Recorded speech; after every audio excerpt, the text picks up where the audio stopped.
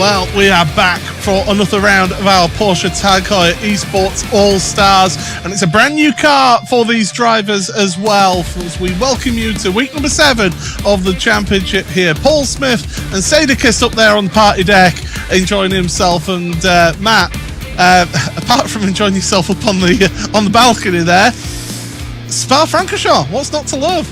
The whole track, really. I'm not a fan, personally. I never do well, although weirdly I have my 2 wins this year at iRacing there, but it's such a love-hate relationship with this track. Yes, it's brilliant. It's got great undulation. It's got some really fast corners, decently long lap with great overtaking opportunities, but that's why it also can be very frustrating, because you have to be so precise not to be caught out by other people, not to get, a mistake that lets them get into your draft. So I think it's really cool. I think it's awesome as well that we're going to have the GT3 cars out for the first time this year, and for the first time the All-Stars will be expected to be faster than the PESC drivers.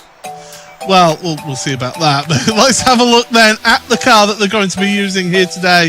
It is the Porsche 911 GT3R. Lovely 4-litre flat 6 engine, 550 horsepower, ABS, traction control, a ton of downforce, and a ton of fun, Matt. Absolutely, and in the current BOP of the GT3 field in iRacing, it certainly rose to prominence. Daytona was basically Porsche week, and ever since then, there's been a lot of the top split guys running this car very successfully. So extremely good platform, even within the iRacing field right now. And yeah, ton of fun to drive. Just really aggressive car, and yeah, it's a beauty. And let's have a look at where we're racing then. So we have come back across the Atlantic, and we are now in the Ardennes forests of Spa-Francorchamps near Stavelot, a track that I've been to a couple of times myself, actually. Very well recommended track to go to. 7 kilometers in length. Yeah, beauty. You'd normally say that's one of the longest circuits of the season, but it's not, is it? Well, we've got Le Mans coming up, as well as the Nürburgring Nordschleife, so we've definitely got some long circuits still on the schedule, as we'll look at that right now, in fact. So the next race is, of course, the Nürburgring combined, therefore meaning the North Loop included, the Nordschleife, and then circuit to 24-hour de Le Mans in Francais. And then, of course, our season finale has to be at Monza. Cathedral of Speed, tons of drafting, always a contest, and we might be crowning some champions there, if not sooner in PESC. We'll talk about that a little bit later on, but right now, yeah, this is the focus, Spa-Francorchamps, and I think you're right, this is a classic.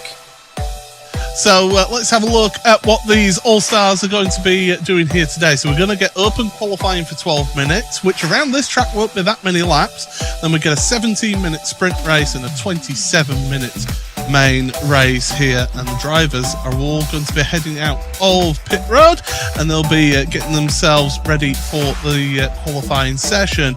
With it being a longer lap here, you've got to make each lap count, and you've also got to be in a slipstream train around here.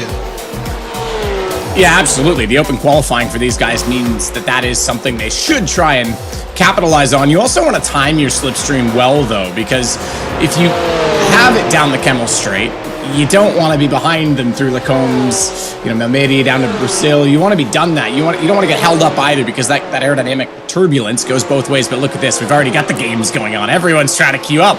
It's like disorganized Formula One where they need to change the rule for that, if I'm honest. But yes, it's you can see what they're trying to do. They're all trying to get that track position. It's great to see Tony Kanaan back after missing a couple of rounds of the All-Stars. Get TK back in the car. This is great to see, and he's been posting some good lap times as well around here in this car. I think he really enjoys the GT3. I think he does. Yeah, I mean, it's a little more high-end, shall we say, in the racing world. Not to take away from the GT4 and the Porsche Cup car, both brilliant cars in their own rights, but GT3s are obviously a professional category recognized internationally, and this is a little more aggressive and, a little more downforce, a little bit more power, a little more what TK would be used to, a little more, in his wheelhouse, so to speak. Not that he isn't capable in the sim. I mean, he's up to a 4,000 IR right now, iRating, and that's from starting simming in, late 2019, so he's definitely put in the effort. He's absolutely loving it. Every time I talk to him about it, he's just so enthusiastic. He's one of those guys that he would almost rather talk about sim racing than real racing, because it's so new and fun for him.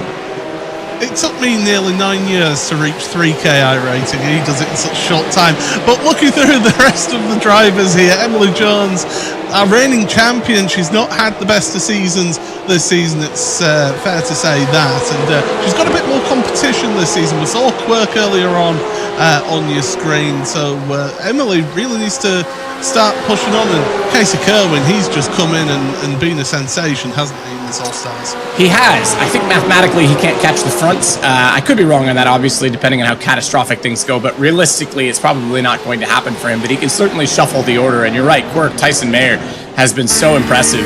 Like we said, 1,000 wins in iRacing now as a driver, which is outrageous. Probably more than that since that happened, obviously, because that was a few weeks ago now. And at that rate, you'd expect a few more in there. But yeah, tons of great guys. Matt Malone as well, another phenomenal entertainer and someone who's jumped on comms in the past as well for this series, and definitely someone that has been up and down, had his moments in this series, and we'll see how he gets on. Because again, switching cars, switching driving styles, and switching to a circuit that requires a lot more speed is going to change the order slightly once more. Yeah, good to see Jardier back after missing around general health, so he's back and he's going to be competing, and he's really been up there racing for victories in the season and getting a couple of victories as well. Drivers on their first flying lap now with 8.5 minutes remaining, so this qualifying is just flying by. Dan Suzuki as well. This should be the last time we see Dan in this environment as well. I believe he moves next week, if I'm not mistaken. So he'll be going back to his bigger monitors and getting things set up. Does use motion, by the way, which is, I think, the only guy on our grid that does. But this, for him, in the GT3, this is what, if you watch his stream, he's in all the time. So this should be more familiar, if anything, of the cars that we've used this season for Dan. But you know, as Hiker 360, not happy with his lap, so he's quickly gone back to the pits and he's going out again. But that means an entirely new out lap and then getting his fast laps. And of course, remember, in this qualifying here, once that clock strikes 0, that's it. You do not get to finish your lap time. So he doesn't look happy, does he? Himself. Yeah, I wonder if it was a mistake of his own, or if maybe, you know, the draft train kind of caught him out and he didn't get a run somewhere. Maybe he was... I don't know. We didn't see it, but certainly he's unhappy and he's shaking his head in a dismissive manner, suggests that maybe it wasn't, you know, an accepting mistake. So it could have been something else uninvolving to him. But either way, Pierre-Oliver Villette, DiPiello, he's been pretty solid as well this season, and hopefully he can find something in this car. I didn't see where his position was in practice, but I know the times were quite close. He's not had the best of luck, has he, all season? And DiPiello. And certainly he'll be looking for a good round, although going off the track there, obviously checking the chat or something there, distracting him a little bit, but thankfully kept it at the wall as the first few times come in. Here's Maxine, and she's just gone through radio to start another lap, and she's yet to set a lap time out there, so times are coming in thick and fast here, and we have got a couple of new drivers as well for this week joining the series. Yeah, absolutely. Two of them. Stratty, you can see in the 81 car, it's kind of that orange back, I think the red front. And then Mavix TV in the 977, who's currently the quickest car. So Marco Bischoff looking pretty solid so far. He was quickest in practice as well. Casey Kerwin's 1/10 off of him. Interestingly enough, TK, Tony Kanaan, way back right now on his first lap, did a 2:18. He's 1.8 off. He was only 0.06 off of Marco in the practice session, so look for him to get perhaps a better lap on the second round by.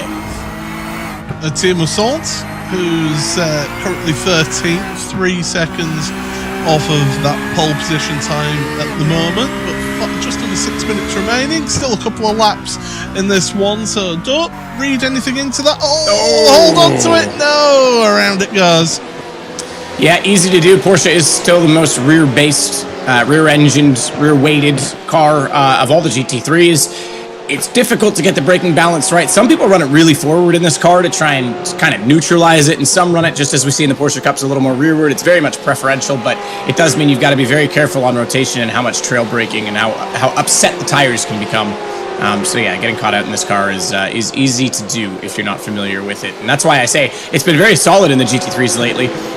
Dan Suzuki's been driving it, not just in the GT3 class in iRacing, but driving the Porsche specifically with great success. So he should be very familiar today. We can already see him up in fourth place, just 3/10 back of Casey Kerwin, who's in second, who's very quick, and obviously Marco Bischoff having a great debut so far in this qualifying session. That's going to shake the order. Emery's in third right now. That's our leader. Dan Suzuki being quicker again. Zazo, Quirk way back right now. 0.8 back. This is really changing it up this week if qualifying is anything to go by. I was just looking at our drivers and the seating positions. Most are sort of that little bit of arm's length away from the steering wheel. Hydro actually sits right on top of the wheel that feels most comfortable in that position. It's not normally a driving position. It's more of a NASCAR position, isn't it? Yeah, right up on top, you kind of over the wheel, and in NASCAR and in ovals, I can understand because you're trying to get your muscles almost locked into a memory in a long sweeping corner. You don't want to exhaust your shoulders and your deltoids all race long. But yeah, in a road course, that's, I don't know, not something I would do. I remember, I think it was, I want to say it was not Jason Plato, what's Matt's last name? Why am I drawing? Thank you, Matt Neal. I was drawing a blank right there. I remember he used to sit very close in sort of the early 2000s in British touring car. I remember one video, he was even hand over hand at Druids at Brands Hatch, and his elbow was almost touching the wheel, and I was like, I don't know how he does it. And since then, in all the other cars, he's been further back, so I don't know if it was weight distribution that season in whatever car he was in, but yeah, it's not common to see that for sure. It also doesn't help that he's about 17 feet tall, so that doesn't help. Here's the front of our new drivers, as you say, Stradic, then Javier Soto, another Spanish driver on the grid. Good to get that good mix of drivers, nationalities. Borja Zazo as well, who we are not used to seeing out there in the rather smart outfits that he wears. Smarter than I can ever pull off, that's for sure. But yeah, he's out there, and he's doing it whilst driving. I just can't pull off a suit at all. I look like a businessman. Maybe the key is that you need to do it while driving, because that's business time. You know, maybe that is how you pull it off, Paul. Well, I'll have to try it sometime. I'll be a bit warm though, wearing a 2-piece or 3-piece suit. But yeah, Borja Zazo going up through Lecom and Malmedy. So it's still, as they were at the top of the standings, no real changes coming in here. TK has made a bit of ground. He's gone up. He's the only improver, so he's not back down at 1.8 seconds off. He's actually improved by a full second, and he's now in 6th, just 0.8 off, but ahead of Tyson Myers. So that's a pretty significant one. That puts Quirk down to 8th. He's in the middle of the pack, obviously reverse grid, but that's way off the pace for what we're used to seeing from him. Yep, if you're new to the series, then this qualifying sets the grid for our first race, 17-minute long race. And then at the end of that one, we get a full inversion. So whoever finishes last will start pole on our main race, 27 minutes long here today. But with 2 minutes remaining, the 2-minute warning is out. And these drivers now will be pushing on to the end of this one. DePilo, should I say. Keep on getting DePilo. Yeah, we've done it a million different ways, haven't we? It's probably on us at this point. Finally gets a lap time in though, 13th, 2.1 seconds off the fastest. Not ideal. Here's Casey Kerwin though now, possibly the greatest hair in all of sim racing. A lift through Blanchimont. Yeah, I mean these cars should be. I'm just wondering. Yeah, is he going? All right, he might be setting up. What's the time left? We got 1 minute and 17. Maybe he's setting up. He's not going to be able to do it, but this is not a super quick lap from him. Lifting off in Blanchimont as much as he did. He was really early on the brakes as well into the final chicane, but yeah, it doesn't improve. That's for sure certain. He won't get to finish. By the way, downforce, they're running sprint setup, so the same as you get in the Fanatec fixed series if you jumped in this car on any given track. It does vary slightly track to track. I know they say fixed setup, but iRacing do still try and balance those setups for each of the circuits, so they're not undrivable each week. Like you've got some sort of Monza setup on at, Nürburgring or something where you need a little more downforce. It's still balanced, but it is the sprint essentially the setup that you'd be familiar with at this track. Here we go then, across the line, and Xavier Sanchez, only 10th place in qualifying for him. He's in that mid-pack, and that's his qualifying done. We're not actually going to have that many drivers come across the line now, only 18 seconds remaining. And the interesting thing is, if I'm not mistaken, if you do a timed qualifying, open qualifying session, if you're not running a heat race, you can actually complete the last lap. Yes. after the flag. So same as, Formula One or most professional series, if you cross the line before the checkered, you are entitled to run around again until you see the checkered flag. That's a standard rule. When you run a heat race system, it doesn't, because it's essentially running on a schedule to a time system. And as soon as that flag drops, there's like a 20-second buffer that you have that you can maybe make it to the line, and then it does this, clears the track, and we get ready for the grid. Yeah, absolutely. So let's have a look at our grid. And what a start for Marco Bischoff then. Front row of the grid with Casey Kerwin, Emily Jones and Dan Suzuki. Row number 2, Javier Soto, another one of ours. Strade, joined by Tony Kanaan on row 3. Row 4 then for Bose Zazo and Quirk. Quirk, championship leader, down there in 8th place. Jardier and Hike 360, both race winners in this series, 9th and 10th place, with Matt Malone and Rai on row number 6. Row 7 for Game Muscle and DePilio, with Tia Mossant and Hydro, and then Maxime on that row number 9.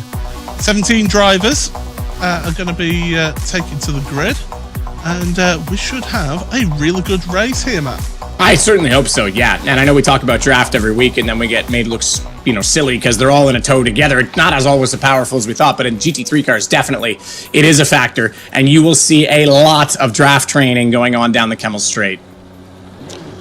Drivers getting themselves prepared. I think we're just waiting on one driver now, and then we'll be good to go here for the start of this opening race of the evening. It's the Porsche Tag Heuer Esports All-Stars race number 1. Revs are rising. Green flag in the air from Barney, and away we go. 17 minutes of action, heading down towards La Source, turn number 1. 2x2x2 into that one. Hard onto the brakes. So easy to make a mistake and have a contact in there. Everybody seems to have got through cleanly. Plunge downhill now. Down towards it. There's a race for the lead at the front then. They were going too wide into Eau Rouge, and they've all got through there, through Radion, over the top of the hill, and up the Kemmel Straight. And this is a steep uphill as well. And look at that, second place now for Emily Jones. And that's the issue. I mean, look at the drafting already. We saw Casey Kerwin wanted to try and battle all the way out of La Source into Eau Rouge. And unfortunately, we got contact further back. That's a big one. That's a couple people around. Who's falling down the order? We've got Zazo involved in that. Emily Jones is gone as well. We just caught her on the exit of Malnati, so she's out of it. Casey Kerwin back into second, and I would say she might have been assisted on that one, just based on how quickly her back end was swung around. So 3 people involved in drama. That all started. Casey Kerwin wanted to basically go side by side from the source and force the issue with Marco Bischoff early, get him out of the throttle. But then by going side by side in Eau Rouge, he has to get out of it. He's then a sitting target at the top of the hill, and Emily Jones got a brilliant draft. Unfortunately, she gets a love tap in the following corners. Yeah, Malmedy was not her friend, that's for sure. Tony Kanaan, as you say, and Bose Zazo had to get together at Le Con, as Tia Mossant now drops down the order. On the left-hand side of your screen, you can see how things stand at the moment. It is Casey Kerwin leading this one ahead of Marco Bischoff, with Dan Suzuki 3rd place. Look at that start from Quirk there. Yeah, from I was going to say. the grid up to 4th place. Yeah, he's at a mega start right now, 4 positions in total, and obviously benefiting a little bit from the dramas in front of him, as most of those cars involved Zazo, Emily Jones, obviously and Tony Kanaan were all ahead of him. So unfortunately for Tony, not the return to the series that he would have wanted. I did say Emily got tapped. I want to see the replay, because it is possible you can drop the wheel on the white line on the curb of the entry to Malnati and loop yourself, but just to how quick that car went around, and it was already backwards going into the trap, it might have gotten an assist on that. Ryan, Heike 360 have been swapping places as well. Matt Malone is back there as well, changing places, and to the front of our field as well. You can see it on the timing tower, you can see it on the screen, and that is Casey Kerwin is embroiled in one heck of a race with Marco Bischoff, and this is what it's going to be like all race long if these two keep it up. Yep, and obviously at this point when they get into it, Dan Suzuki still has the tow as well, and they've broken it from Quirk. He's a bit far back. If they continue to go head-to-head in this fashion and slow each other up. He'll be able to latch back onto this toe, which will bring him into the picture as well. But right now, Dan Suzuki will bide his time. They don't have to pit stop in this. They don't need to fuel save, but I can imagine he's even pulling the clutch and just letting the car roll nice and softly, keeping the tires fresh into that situation. So he'll just sit and wait his time right now as Casey Kerwin forced off a little bit. As we look at those front few, here's a Vodafone replay. Look there, there's the ring. That's the focus point for you then. It's Zazazo down the inside of Stradi and just gets his braking wrong.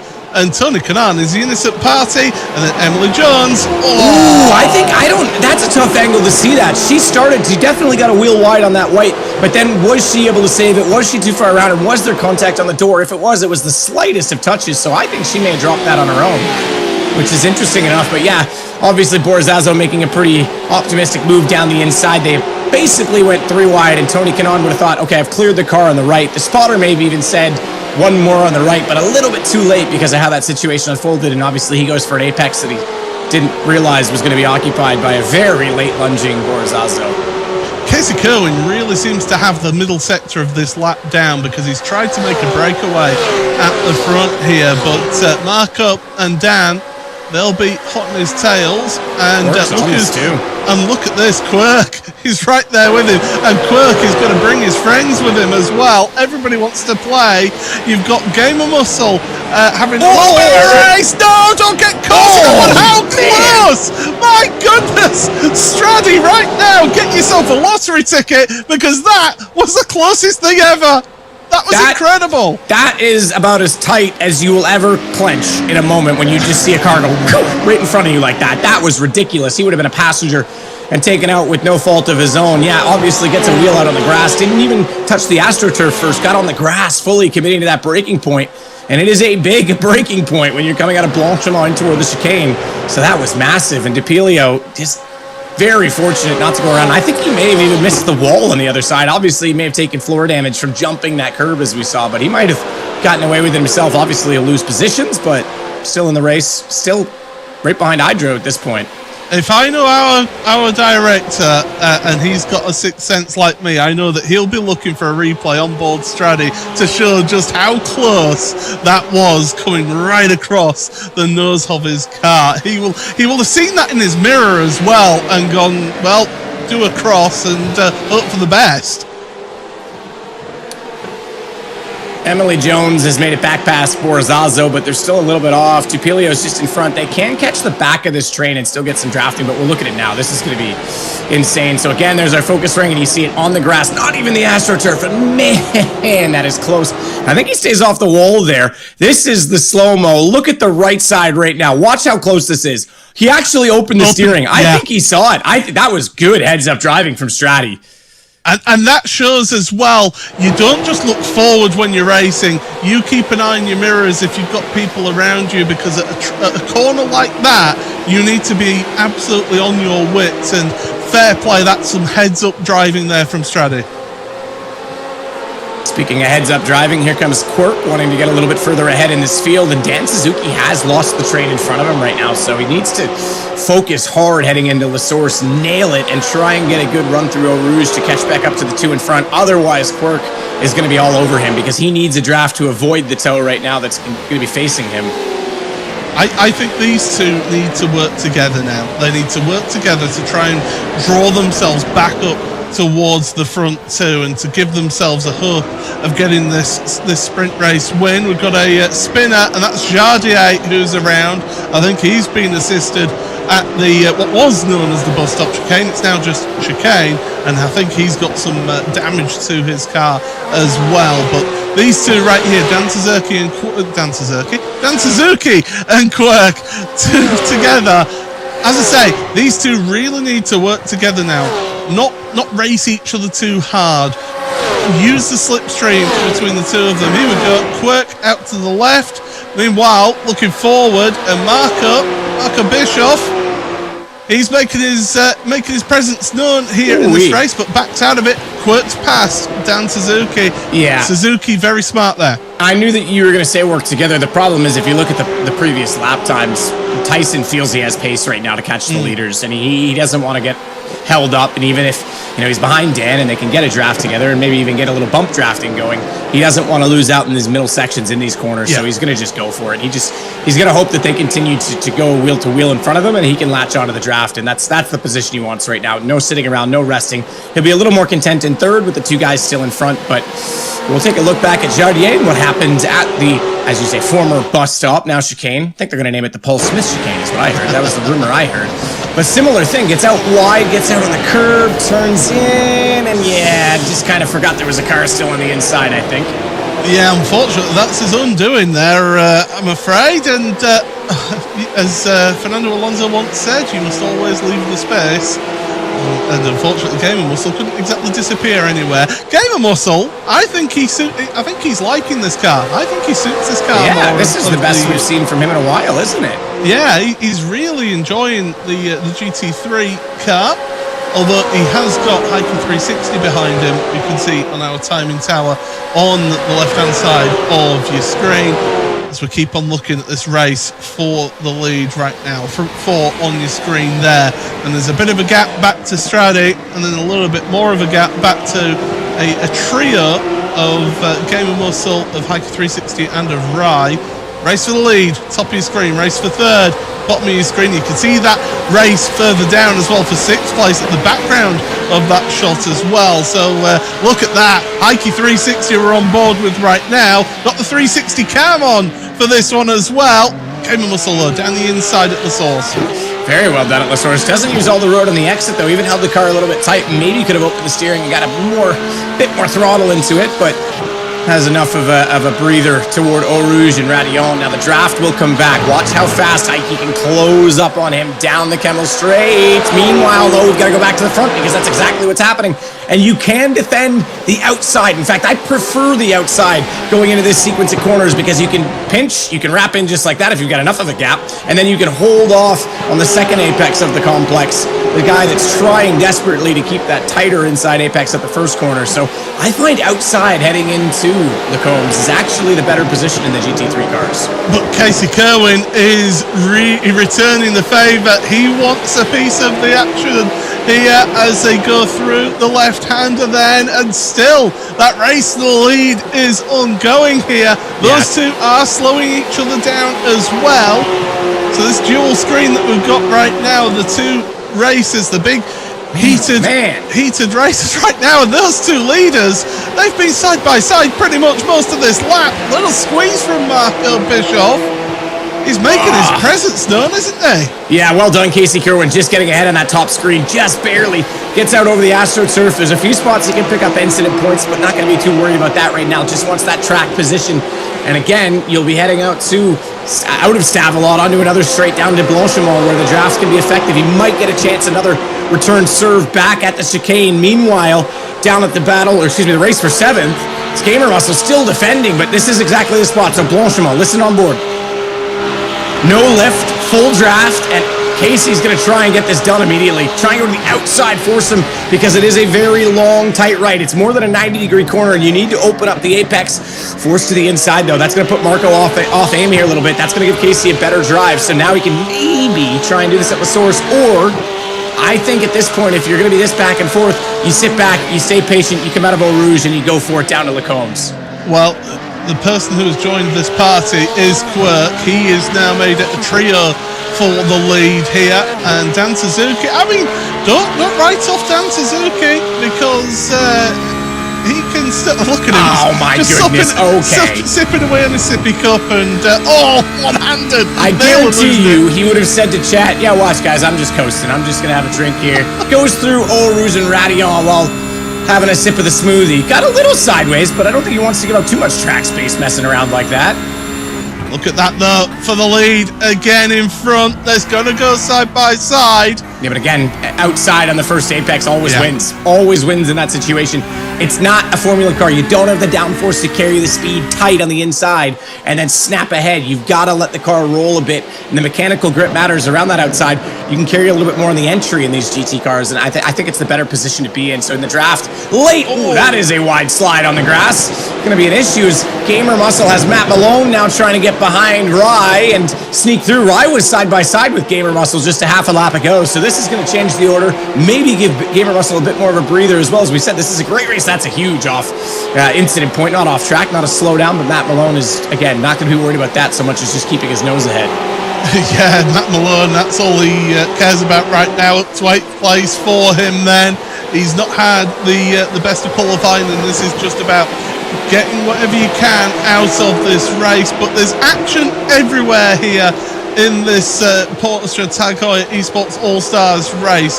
Look at the front then, at the top of your screen, race for the lead. It's Casey Kerwin, it's Marco Bischoff, new to the series, and it's Tyson Meyer for the top 3.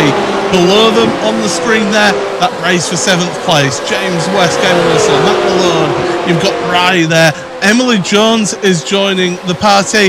2 wide though for the race lead right now, and Bischoff to the outside. Gets the inside, but it's tight around there, and you can carry the speed out the corner. And here comes Quirk. Quirk's going to have a great look at this Soundless again. Even if he doesn't get it done here, he's so much closer now when they get to Eau Rouge just as a result of this. So he can even afford to back out of this. Let him have the apex, tuck in. Yeah, he's going to do exactly that. Opens the corner up so he gets a good drive. Doesn't bother trying to pinch him and defend. He just wants to hold here. Not even going to look into Eau Rouge. Just hold for the kettle straight.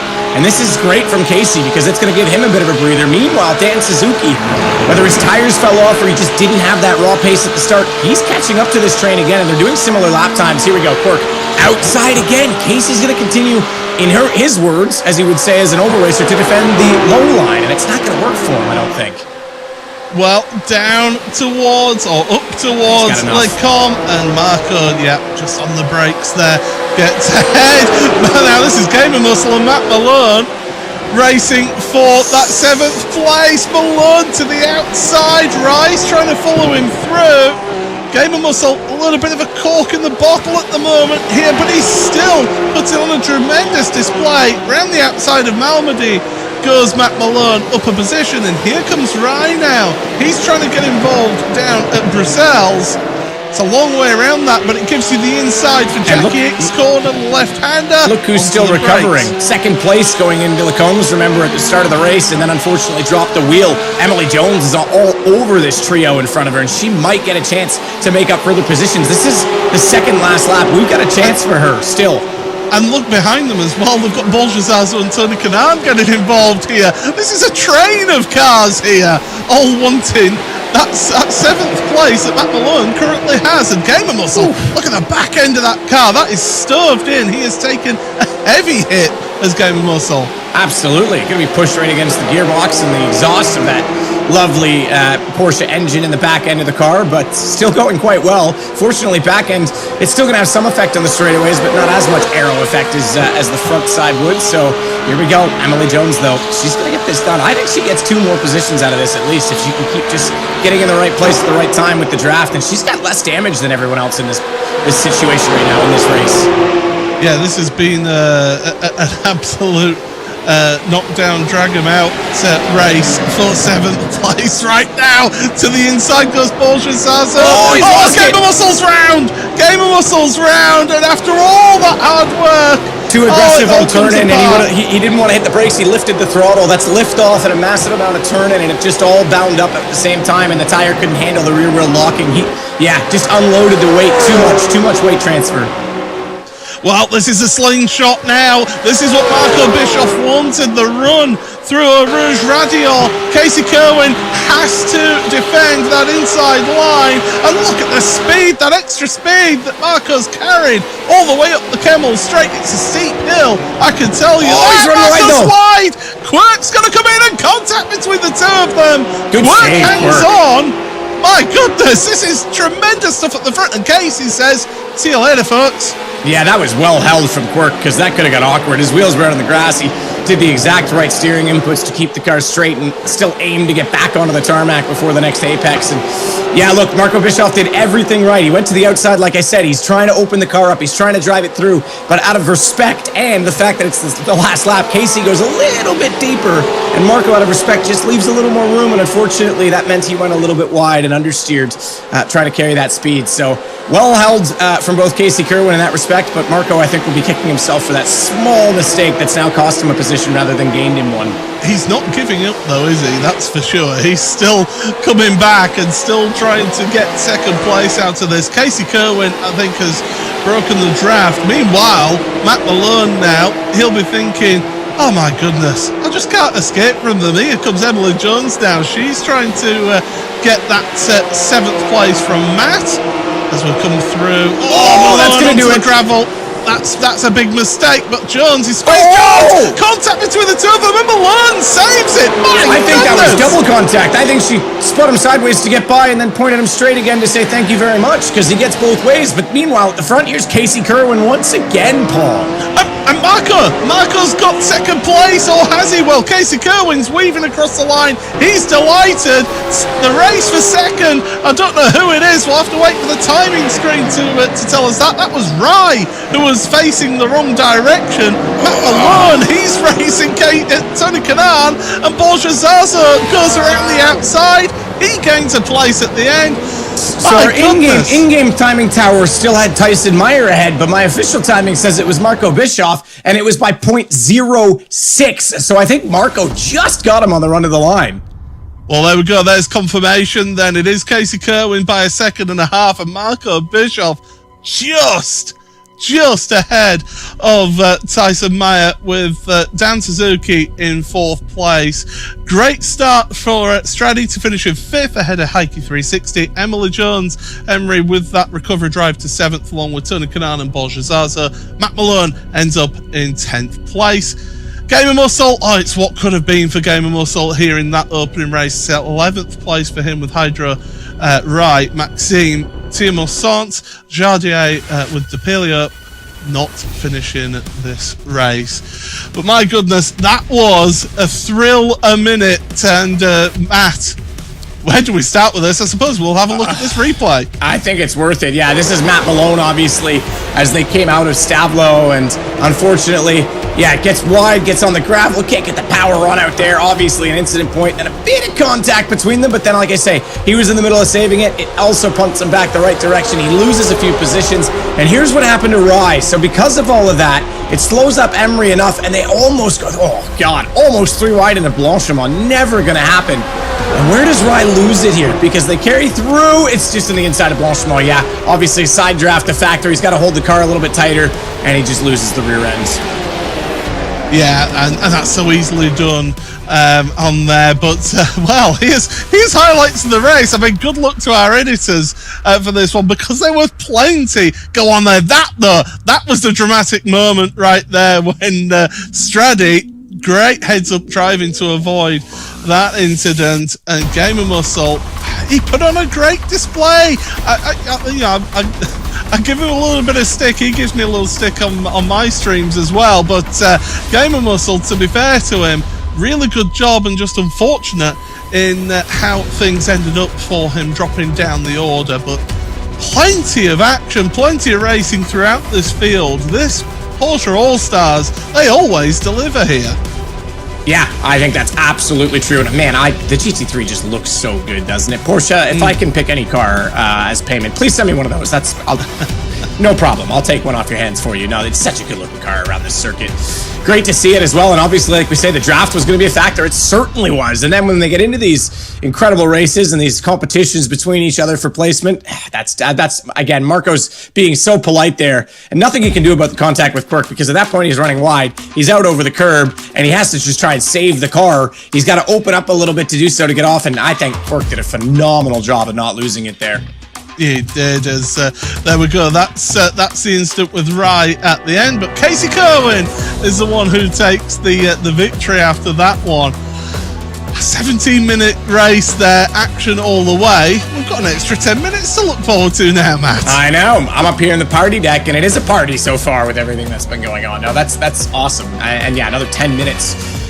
About another 5 laps, maybe 4, depending on what they sort of run throughout the course of the pace, but the race, excuse me. But yeah, that's significant when you think of how many people were really coming on strong at the end. Even Dan Suzuki, he didn't have the pace at the start, but yeah, everyone in front of him scrapping a bit, getting a little bit of slide here and there. His tires were coming back in. Yeah, absolutely. And well, we have Matt, the race winner. Yeah, I think you're going to have to make a career switch, Casey. Get over here in the road course, because once again, just absolutely dominating it. You held the low line or the high line. I'm not sure which into Lacoombs. You tried everything. Yeah, it was a great race there with Marco. It was a lot of fun. Obviously, then Quirk kind of got involved at the end there. Yeah, it was just obviously the draft's huge here, but I didn't really care. I was just going for we ran side by side for half the lap thing, or that one lap. It was a lot of fun. So a bit unfortunate, like in that dive into, I don't know what the chicane's called at the end of the long straight. Lacoombs. Okay. I got you.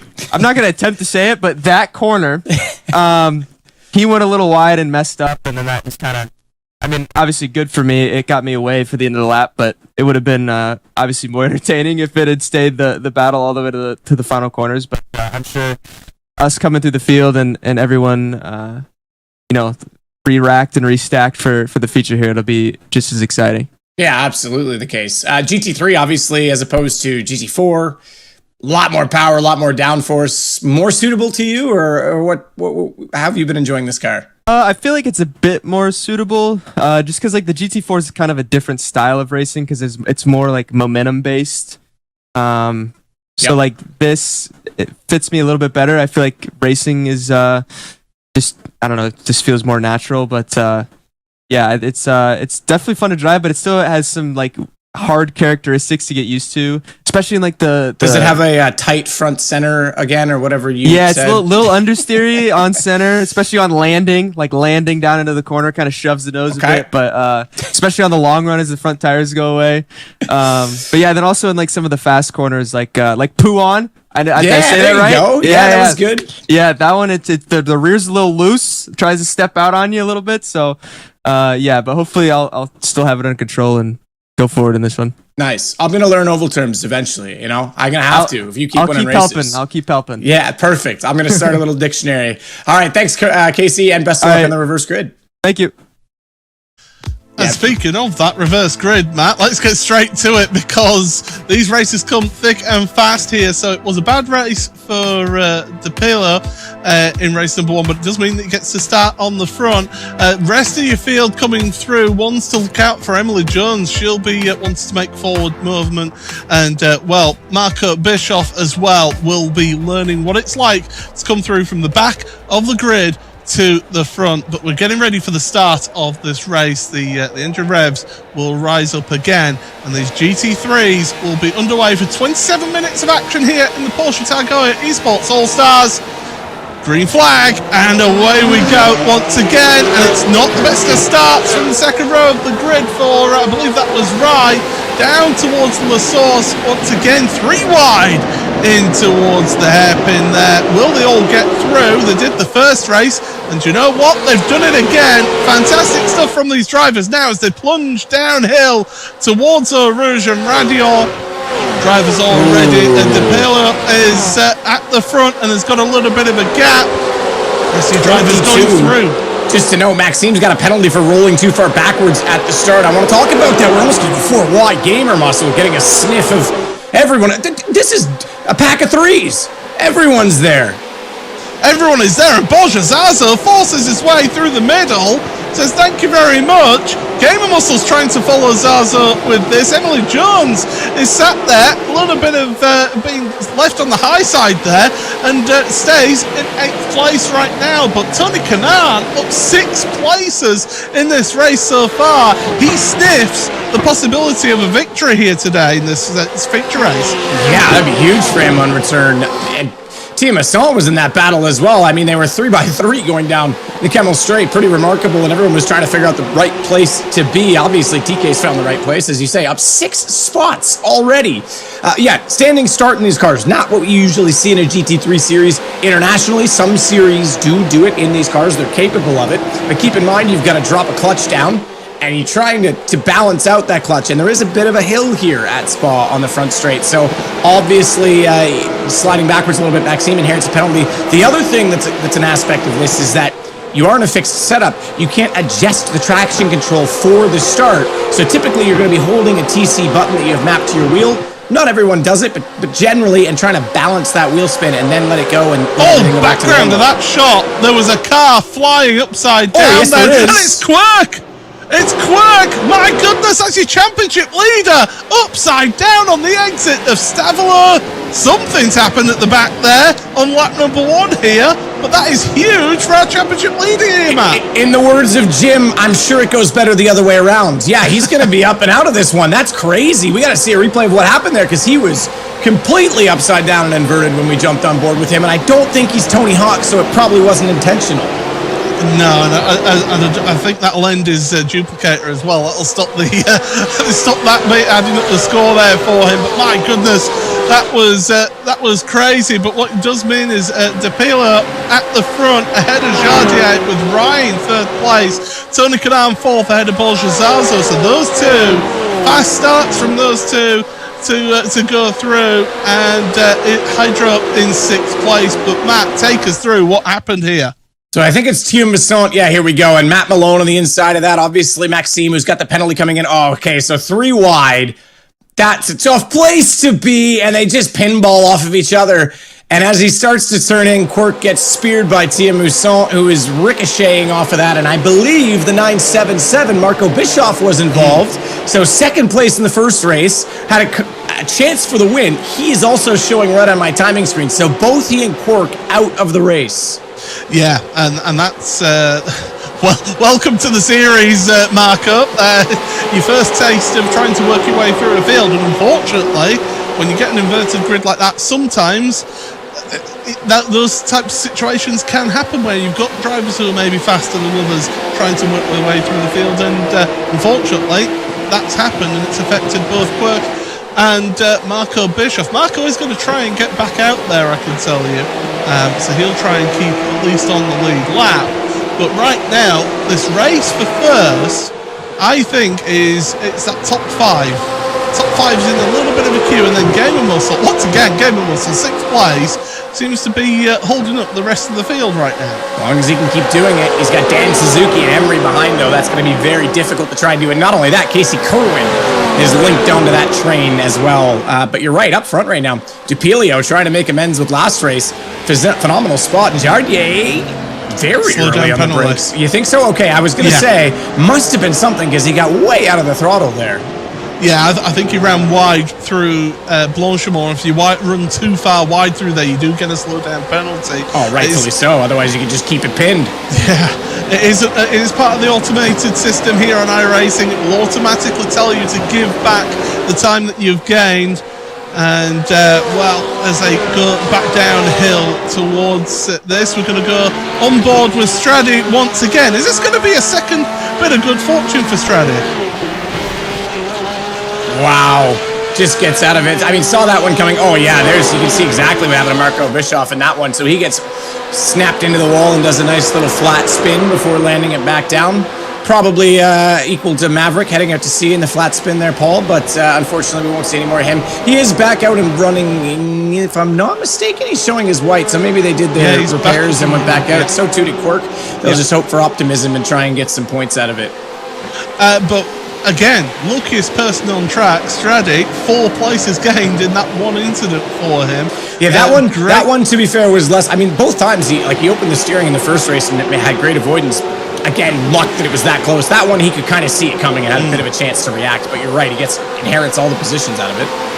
So we've got the race for 3rd up on the top of your screen here. It is Tony Kanaan who sits in that 3rd place. He's got Jardier behind. So Tony Kanaan has actually made it past Jardier up into 3rd place in this race with Borjazaza behind Jardier in that one. Then the race for 6th, it is Dan Suzuki who's made it ahead. So too is Emily Jones. Gaming Whistle's dropped down 2 places and he's now ahead of Casey Kerwin. Yeah, Casey's going to be all over that as well, looking for an invitation pass.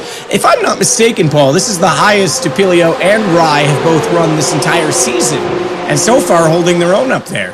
Yeah, and doing a good job of it. I mean, we're 18.5s, 18.1s. Those are competitive times. That's what we saw at the front last race. Yeah, I mean, Dan Suzuki is the only one who got last lap into the 17s. Everybody else is 18s and above, so it's really good. There you see the two of them on our screen now. only one of them appears to be Never Not Racing with the cap there. I'll be honest, that type of cap just does not suit my shape of head. I think you should give it a try. I think you can pull it off. I think it matches your shirt brilliantly.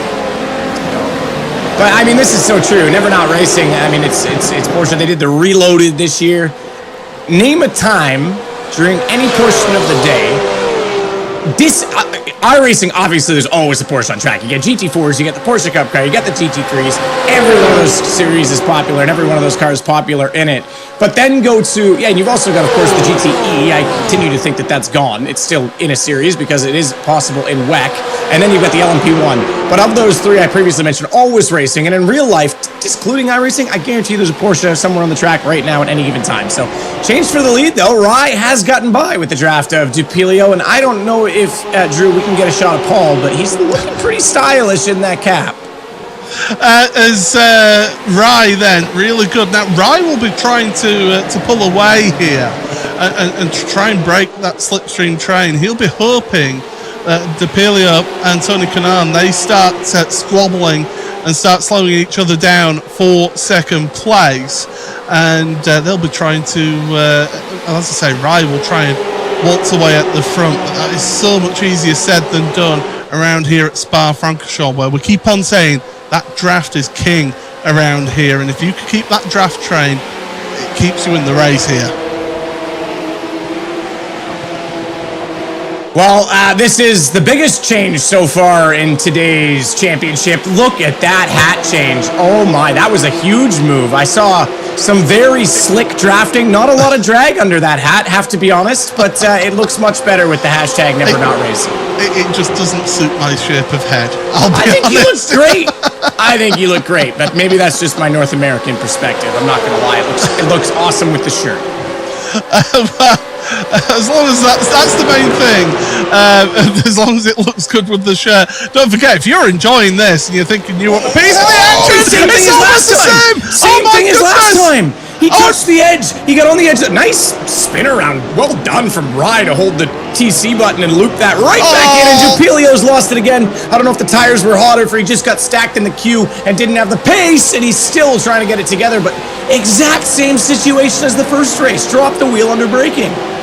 Yeah, and that's what costs you. It costs you big time, does that. And, well, it does mean one thing. We've now got Tony Kanaan racing at the front of your field. Jardier in second place, Bolgezazo in third. So it's 9 places gained for Tony Kanaan. Bolgezazo's up 6 places. Emily Jones up 7. Casey Kerwin up 12 places in this race so far. Jardier wants a piece of first place right now, and he's not moving any, but looking back as well, you can see Casey Kerwin was trying to make his way past Emily. As we continue to look at the front as well, Zazo getting much closer to this. So it's the exact same thing as the first race. Wide outside after Blanchimont, gets a good run and wants to get the braking done. But once again, it's the grass and not the AstroTurf, just a bit earlier. And poor Rye just gets whacked, goes for a flight. Now, this was pretty good on his part.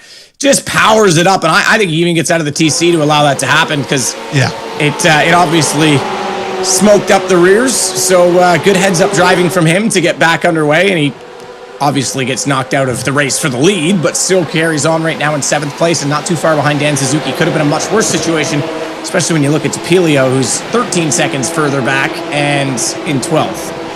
Because Casey Kerwin did make his way past Emily Jones then up the Kemmel Straight and does get ahead. So that's now plus 13 places for Casey Kerwin here in today's race. Emily Jones, though, crucially, has got the fastest lap. The key thing about setting the fastest lap around here, Matt, is avoiding the track limits, because you get a 1x, you get a 1x for going over those track limits, then any faster laps do not count. You've got to keep it between those white lines to the best of your ability. So Emily currently has that fastest lap. Race for the lead, top of your screen. Race for 4th, bottom of your screen here. We need to just take a little bit of a break. It's been non-stop at the start here, Matt. It's been fantastic, though. I mean, it's entertaining, and there's been some drama that we would have liked to have done without, obviously, with Tyson Meyer and Marco, Maxime with a penalty. We've seen DePilio spinning, Rye getting caught out, and yes, absolutely dramatic, but some phenomenal drives forward, as well as, you say, 13 places for Casey Kerwin. And of course, if you want to find out more about the standings, as well as the schedule, how to become a driver, just head over to iRacing.com/PESC, which obviously stands for the Porsche Esports Supercup, and you can find all the information available about how the series runs and how these guys all qualified to be here. Don't forget that after all of this, we've got a Super Cup races to come along, Jardier! I kind of think he's got to leave room there. That was really good braking by Borzazo. He was far enough on the inside. Jardier just, I think, didn't give him enough room, considering it was a corner that goes back the other direction, and he tried to pinch him a little bit too long. That's going to leave Zazo under pressure. He gets wide again. Emily gets a tap. They both hold on, but guess who's still sneaking back through as Emery actually got back past Casey Kerwin in the draft. That position changes once more. Yeah, Casey Kerwin just trying to move his way forward. I was about to say, don't forget, everybody, I mean, this has been entertaining enough in itself. We've got the Super Cup coming up a little bit later, so do stick around if you've been thinking this is entertaining. Wait until you get 35 of the best road racers on iRacing competing around here as well, as there goes Casey Kerwin ahead of Borja Zazo. I think that damage to Zazo is a little bit telling now here, Matt, that the side of his car does look a little bit battered and bruised. It's certainly not going back on the garage forecourt after this race. Yeah, it's just a side door. No one needs those anyway. You got a roll cage inside them still. It's all fine, but it certainly will affect some of the aerodynamics of the car and maybe leave him a bit vulnerable, as we're seeing now. Emily Jones having a look outside Blanchimont, tuck back in, maybe save it for La Source. Or excuse me, I should say the chicane, not La Source. Yeah, as they go onto the brakes there. Emily round the outside, but nothing forthcoming in that one. Here's the Vodafone replay. Let's have a look at what happens as Jardier then. So it's Tony Kanaan in first, Borja Zazo to the inside, last of the late breakers as always. And yeah, I think it was just, as you said, Jardier just not leaving that space there. Yeah, and he would have had, I think he has the next corner still, right? I mean, it's Zazo definitely going to slow him up a bit by getting in there, but look at this guy. Yeah, I didn't even realize TK was in this race. He's so far ahead. He's probably wondering, like, man, like I'm leaving this big wake, this slipstream. Does anyone want to jump in that? No? Okay, cool. I'll just keep going. I think he'd be more than happy to be out there on his own, to be honest. Nice, calm second half to the race for him. And he'll be hoping that those behind don't start focusing the sights forward and keep on tripping over each other, because this race for second place after the incident with Jardier just opened up that gap at the front. And Tony Kanaan, you don't need to ask him twice. He's well versed at leading races. Well, and here's it's going to be race management for him at this point, because there's still 12 minutes left, and he's doing 19.1. The pace has dropped off from everyone. We're out of the 18s now, and at 19.1, with Casey getting a little bit of a break here, if he can release himself from the pack behind, he did a 19.4 while racing last lap, while trying to get positioned. So TK's just going to have to watch that gap and manage it. Keep his tires, but not give up too much in doing it, so he has something left at the end, because we know Casey can't be quick. Look at Dan Suzuki, man. This guy said he was going running this week. He was getting ready to move. He's been doing a lot. I think he's sweating more now than all of that. Yeah, he's getting a real workout here, and it just goes to show, but it goes to show as well just the effort that these drivers are having to put in. Yeah. You know, it's not like you're using a control pad or anything. You are physically a part of that car. If you've got a sim rig especially like Dan Suzuki has set up there, really strong wheel, force feedback, he's going to be getting a true workout. And it goes beyond that. I mean, there's so much mental stimulus that goes into it. You're so focused. That obviously contributes to the heart rate elevating. And there's also a lot of machinery there. He uses motion on his simulator, as we said. You've got the wheels now, the direct drive wheels. They've all got, internal computers that are creating energy and whatnot, and heat as a result of that. And then you've got 3 monitors, 4 usually with chat. You've got cameras running. You've got the computer running. It gets quite hot in the sim room. I mean, I sit in my sim, and same thing. I start sweating, and I think, man, how am I sweating so bad? But then you leave the room and you realize, it's cold in the hallway. But the hallway didn't change. It's the room you're in that did. Yeah, I can tell it's currently 22 degrees in this room, and I've just got a set of lights and a computer on to do this commentary. So imagine having to work behind the wheel of your vehicle. These two drivers, though, they are starting to reel in Tony Kanaan. That last lap of 19.0 for Tony, for Casey Kerwin, and 18.3. But Emily Jones, you saw it pop up on the screen as she goes ahead for second place. Casey's working with her here. Doesn't Emily, need to fight this. A 17.6. That is an incredible lap time. Yeah, no reason to argue that early. Let her go. Don't over-defend. They know that they're, based on those lap times, based on the delta, they are closing the gap to TK at the front. So, sure, if she wants to go by, absolutely. Let her get back in the draft, keep moving forward, make it clean and simple. If they're going to change positions, don't make it a long, arduous process between the two of them at this point. And that's it. That's why I said they had to work together, didn't they? They had to think that long game of, okay, let's reel in the leader and let's try and improve both of our positions. There you see Emily Jones up at the front, in front of us in that green car. We're on board with Casey Kerwin. And I did mention Tony could be saving a bit of tire. Emily Jones just did a 17.6. That's a mega lap. Now, I know she had a good draft because she came from about 0.9 back to close up. So there's, arguably 0.9 she got out of that lap being towed along by Casey Kerwin. But TK only did a 9.0, and even Kerwin did an 18.3. So I mentioned he might have to just manage this and save some tire. He can do that, but he doesn't want to do it for another lap that much, because if they get in the draft, that's over. They're going to catch up to him cleanly. So he needs to keep him about 1.5 back if he's doing this intentionally. Yeah, absolutely. And track conditions, it's worth pointing out, track temperature is 36 degrees Celsius out there. So it's not the hottest of tracks, but it's still not cold, so you will be using those tyres a bit out there and getting a bit of heat buildup. I find the biggest noticeable difference in temperature, obviously, if you get a track in iRacing with 17 or 18 degrees, send it, because you're basically on Velcro. But everything in the 20s is manageable. Once it starts to get over 30, you start to notice that slipping a little bit more. So it's still a good temperature. It's not 40s, obviously, but you're not at ideal grip out there right now. And it's the long radius corners around this track that really puts a lot of load through those tyres and really works those tyres hard, builds up that temperature, and really does make things feel slick towards the end of the race. Casey is in that draft, but he's not pulling out of that draft. He's staying right there with Emily. Looking back, though, the race for fourth, Dan Suzuki moves ahead of Bose Zazo.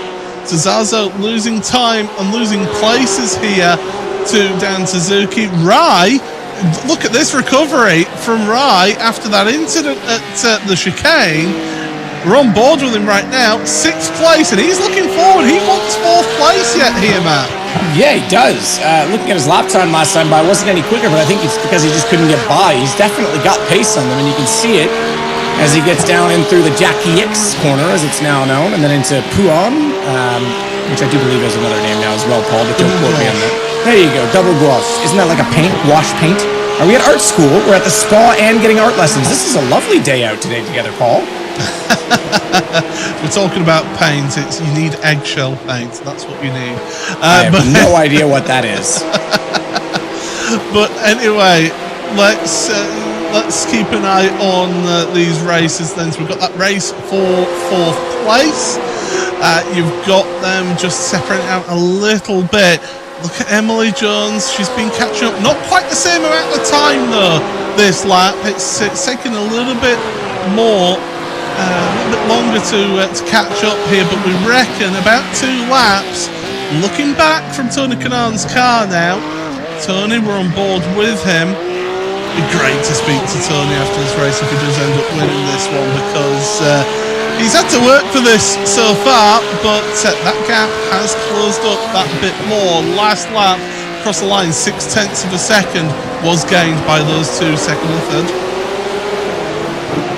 Yeah, they have. They continue to close the gap, 1.3 now. So the effects of the draft go to about 1.5 seconds, but they amplify when you get within a second in terms of the draft. You start to get dirty air when you're within the 1.5. So they're getting there now, though, and Casey, aware of this, didn't want to get too aggressive earlier on. This time, I think his run's too good to sit back and waste, so he's going to go for it and try to take second place, and I think rather easily will do so against Emily Jones. And Emily, again, like Casey did with Emily, she's wise to it, just lifts off the throttle that little bit, There allowing could him be- to have that momentum. There could be a bit more strategy in that from Casey as well. He knows that he's fine being behind Emily, but he doesn't want to be behind both of them. He would like to get the job done on her so that when they arrive on TK, he gets a shot to get him cleanly as well, rather than them squabbling and him have to sit and try and pick off both of them at separate times when the draft goes both ways. So this could be him saying, right, thank you very much. We're close enough now. I'm within 0.7. Casey is absolutely hunting down TK. And just wants to go for it immediately when they do catch up. Meanwhile, this is further back, 4th through 7th. And I just want to say, Stratty, props to you. He's an 8th. I said 7th. Orange is an underrated color on a car, Paul. That car looks cool. I like it. I'm always a purple guy myself. I'll be honest. I like a purple car, and there's not many cars that run with purple in racing. But that orange, it does stand out. And Straddy, welcome to the series here, has had 2 big accidents happen in front of him in both of these races, and has been able to just go through and to really go through. Look at this now. TK, Casey Kerwin, Emery, all together in the same shot now. They're definitely feeling that slipstream. This is the time when Casey, he can't afford to hang back. He can't afford, because that will allow Emily to get involved in this one and will let her to go past. We've got about 2 laps remaining in this race here, so business is about to pick up here. And Tony Kanaan, if he's wise about this, he can afford to let Casey hang behind and try and attack for that final lap. Could potentially do it, because it's a risk. You don't want to be leading, though. Even if you've got pace, you don't really want to be the one that's targeted on the last lap. But Emily's got a decision to make, too, because she's got 2 people in front of her. So when does she pick the chance for opportunity and chance to strike on them? And Casey's just going to go with this. He thinks that maybe, and I'm sure this is in his mind, if he goes now, Emily's also had similar pace. They've both caught TK. Maybe she gets involved with him in the next lap and he's free and clear as a result of that, rather than him coming back under attack because of the draft. Oh, we've still got heavy racing going on here. Porsche is not satisfied with being in 5th place. Dan Suzuki, he's racing this one. Heike 360 down the inside of Brussels. Well, he's got to make that one work and stay ahead of Porsche. So Porsche going from attack to defense, and unfortunately for him, loses a place. Well done, Dan Suzuki, for holding his nerve there, driving that well, not getting caught out under braking as well as they went down to Brazil. Kerwin is apparently, and I can see it on the timing screen, he's checked out, so he made the right call. Someone that's lap traffic getting well offline and out of the way. That was well done from Maxime, not to interrupt proceedings at the front of the field.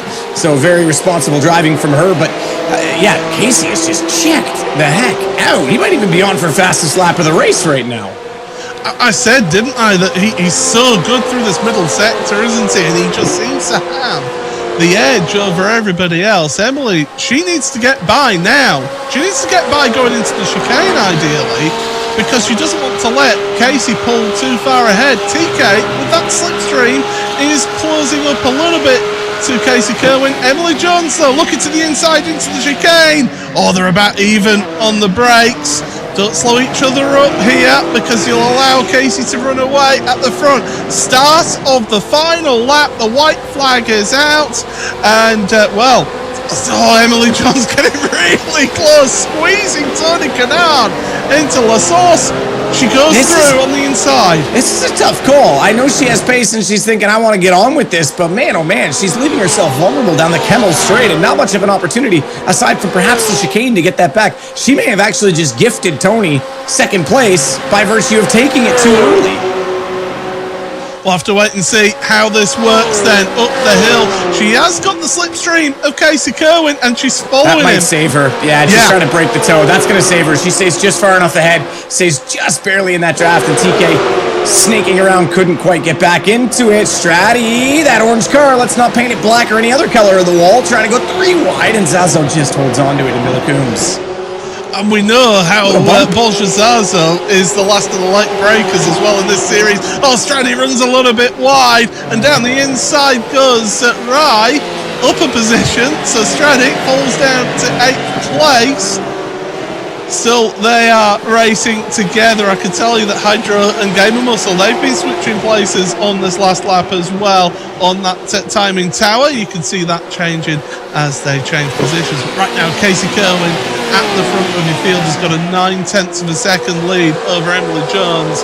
As I say, he's strong through this middle sector, and this has been key for him all through these races. Could it be a double race win for him? Maxime gets out the way again, so she's found that good passing place for her, but right now I would say Casey Kerwin should be on for a race win here, Matt. Absolutely. I think he's well and clear at this point in time through Blanchimont into the chicane. Not quite enough to get that close, but Emily Jones does well. She picked it right. I thought she may have actually given that away, but you called it. Got into the draft of Casey. That gave her enough of a toe to also avoid that at the one against her, and yeah, well done from these two. Up 16 places, Casey goes back to front, and Emily goes 9 places forward. At the final chicane they go. Casey Kerwin is going to be a double race winner here at Spa-Francorchamps in the Porsche Tag Heuer Esports All-Stars, and Hydro and Gamer Muscle get together at the Blanchimont corner. Who's that going past to take the place? DePilio. Yeah, DePilio pluck reverse at that point, just drive it home backwards. The engine would be in the right place then for them, but unfortunately, yeah, okay, we're going to see the little bit of, I guess, the oval antics, as this is more familiar for Casey going in circles right now, but the victory, yeah, that's unfortunate. They get into it, it's the last lap, they want to make the move, and just a bit too close in Blanchimont. Well, let's take you into the Bose post-race show here on round number 7 of the Porsche Tag Heuer Esports All-Stars. We'll get you some results right about now. There we go. So Casey Kerwin then, double race win for the American. He finishes first place in both of these races. Emily Jones, good drive for her to finish in second place ahead of Tony Kanaan, who led most of this race, unfortunately not able to hang on for a win here today. Then a bit of a gap back to Dan Suzuki with Heike 360 right behind him.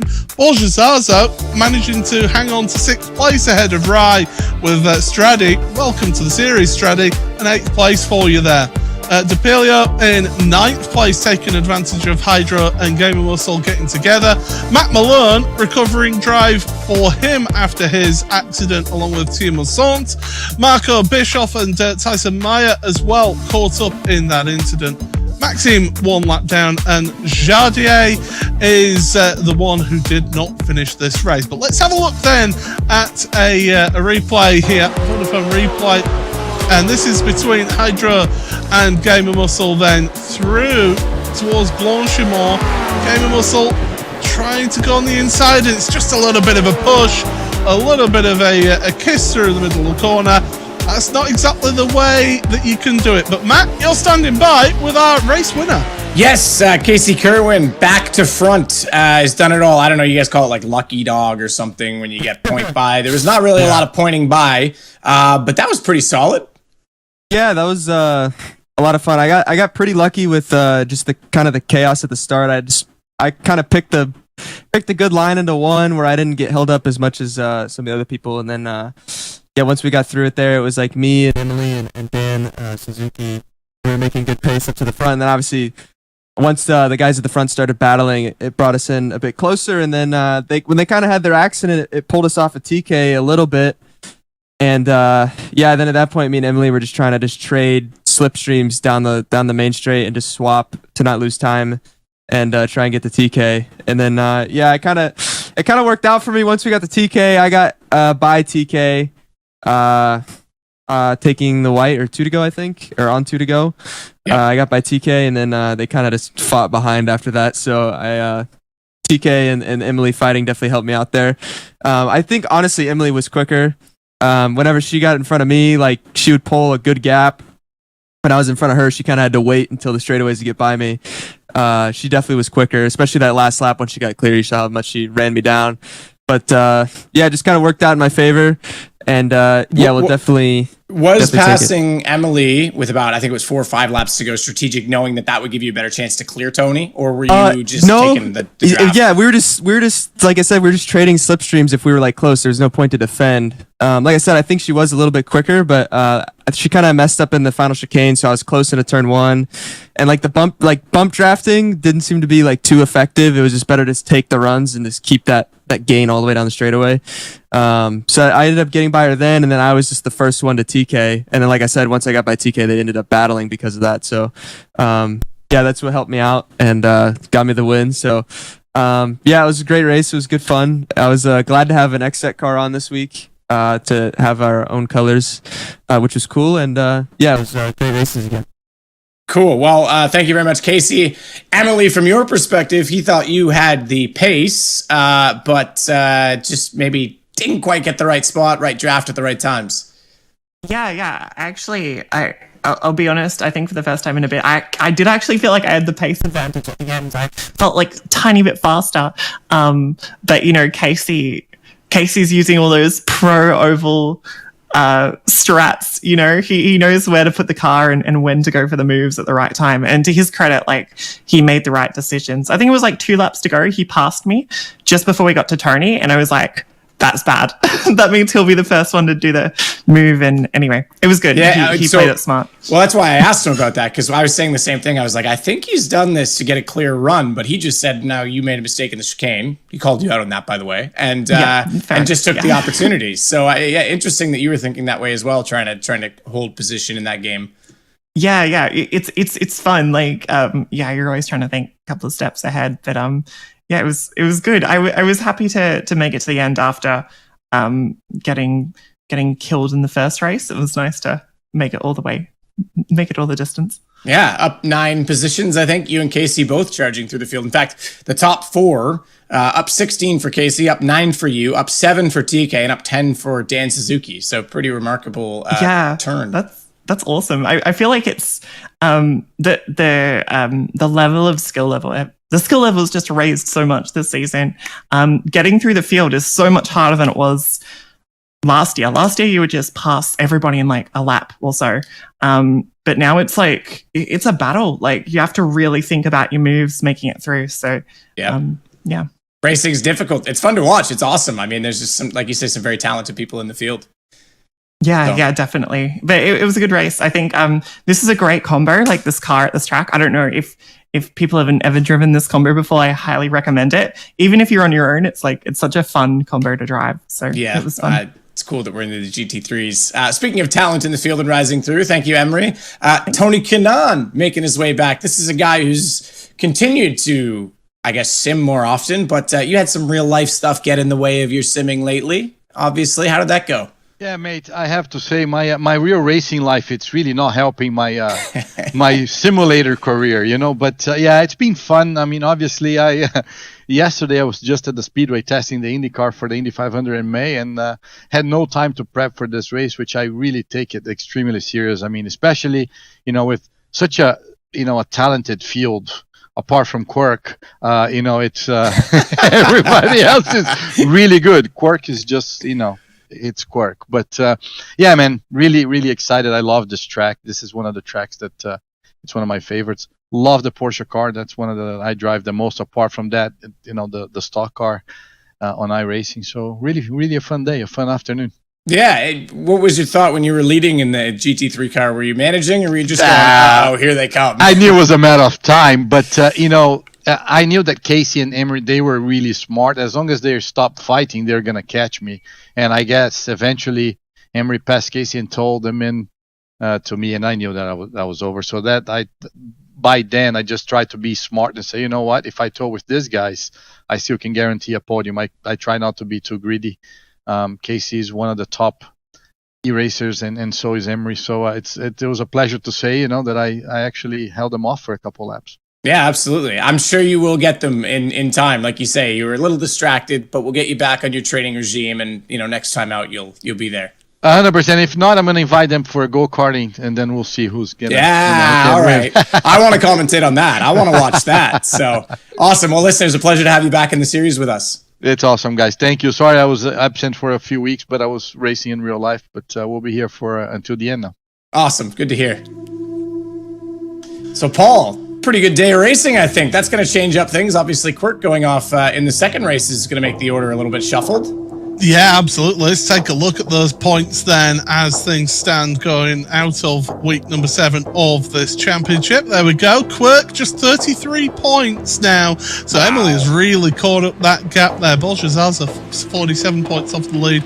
Dan Suzuki and Heike 360 together fighting it out. We said that Casey Kerwin was an outside shot. I mean, it's a lot of points, that 109 points, but you never say never, especially if he gets more double wins like today. And that's what I was saying. Mathematically, I said it wrong. I said mathematically he's out of it. Mathematically, he's still in it. It's just unrealistic to think that he needs some bad days from other people, and that's only going to go around so far in terms of luck. So, but man, the fact that he's that far up the championship order already is very impressive. Absolutely tremendous stuff here today. Matt, your thoughts on the All-Stars there? That was non-stop. I agree with Emery. Get yourself on iRacing, jump in the Porsche GT3R, and get on Spa-Francorchamps. Even if you're by yourself, it is a great combo. But you can see what the racing does. There's a reason Spa is one of the most popular circuits in the series and all of iRacing, no matter what cars are there. The draft is so intense, and you really have to pick your battles and be very strategic about how you race on it, and it makes create sort of a creative racing and exciting racing to watch. Absolutely. So there we go. That is the end of our Bose post-race show. And, the highlights. Again, we have the highlights showing on screen, and it was dramatic racing. That is for sure. Dan Suzuki and Emily Jones there with the overtakes through that one. It was an exciting day of racing here with the All-Stars. They get to have a break and get to watch the next round of the Porsche Tag Heuer Esports Supercup, which is coming up very shortly indeed. And these All-Stars, tremendous show put on by them. It was a day to remember for Casey Kerwin though, because he ended up getting a double victory here today in this one. And don't forget, if you want to get involved, if you think that you want to take part in races like this, well, after that, why wouldn't you? Log on iRacing.com to make sure you get yourself signed up, and don't forget as well, all the details about this championship there as well, iRacing.com/PESC to get you all the details of this series. But that's the end of the All-Stars. Let's have a look what happened last time we raced in the Porsche Tag Heuer Esports Supercup. Hello everybody, welcome along to Circuit Gilles Villeneuve.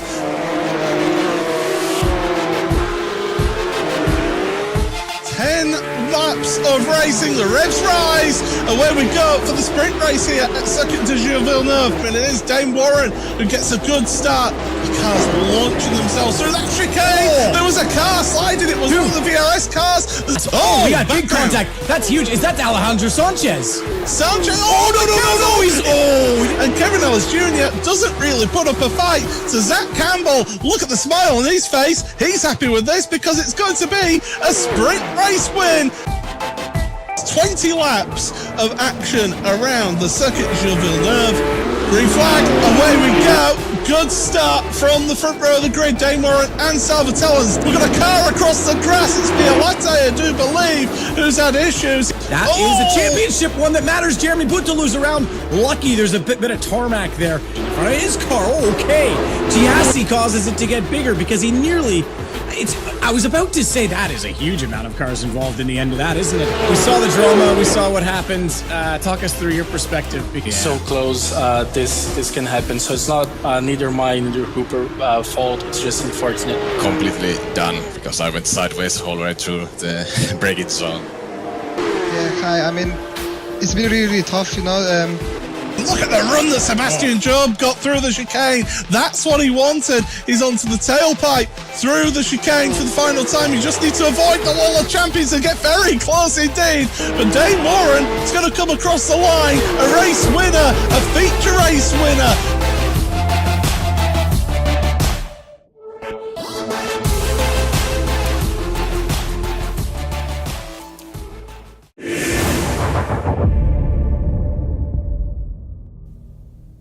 Well, here is where we are racing today. Spa-Francorchamps near Stavelot in Belgium, the Ardennes Forest, a really tricky track. Elevation aplenty for these drivers, 7 kilometers in length, and one of the best Grand Prix venues out there. But what is it like to do a lap around here? Well, Julien Soenen is going to show you around. Hey guys, Julien Soenen here, driving the car number 40 this year in the Porsche Tiger Esports Supercup for RAG Esports. We are at Spa for the round 7 and I'm going to take you on board for a lap and guide you through this lap. Here we are at the last chicane. We are going to try and have a good exit out of the last corner to prepare the lap. There we go. And we are going to cross the line just now to start the lap. We'll come into turn 1 in 5th gear and we'll try to brake just before the 100-meter board on the left. Down shifting to 1st gear, and we try to have a good exit out of that corner because we need a very good run for the very long straight coming next. And then we head off to one of the most iconic corners in motorsport, which is the Radeon. We go flat out through this corner with this car. There we go. And now we have a very long straight, which is probably going to be a very good spot for overtakes today. And we are going to brake just before the curve here on the left hand side. Now shifting to 3rd gear, using as much curb as we can here in both corners. Then we are going to try and have a good exit out of this one, using as much curb as we can here on the outside. Then we are going to downshift the 3rd gear in for the hairpin. We go easy on throttle on the exit, not to have too much wheel spin. Then here we try to use as much curb as we can on the inside and on the outside. And then we are coming to Pouron, a very fast corner. We don't shift to 4th gear. Once again we go easy on throttle to avoid wheel spin. And then we have a big braking zone here, down shifting to 3rd gear. Using as much curb as we can here on the inside, on the right hander. Same here in the left hander. We go easy on throttle because it's very slippery on exit. We pull off to the left hand side here. We don't shift to 3rd gear. Then we have a fast right hander here. We shift to 5th just before the corner. And then we have another very long straight just before Blanchiment, which is again going to be a very good spot for overtakes. We are almost going flat out through this corner, just a little lift on the entry. And then we are coming to the last corner of the track, the bus stop chicane, hard on the brakes. Down to 2nd gear, we use as much curb as we can here. Same here, we go easy on throttle on exit, not to spin the tires. And that's it, that was a lap of swap.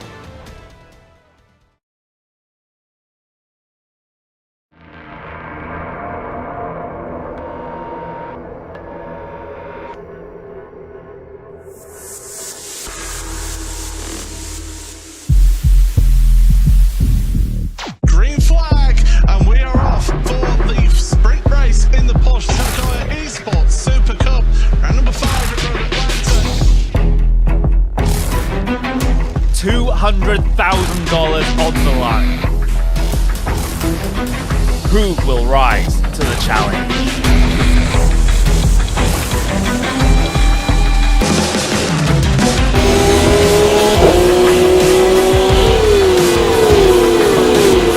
This is racing for immortality.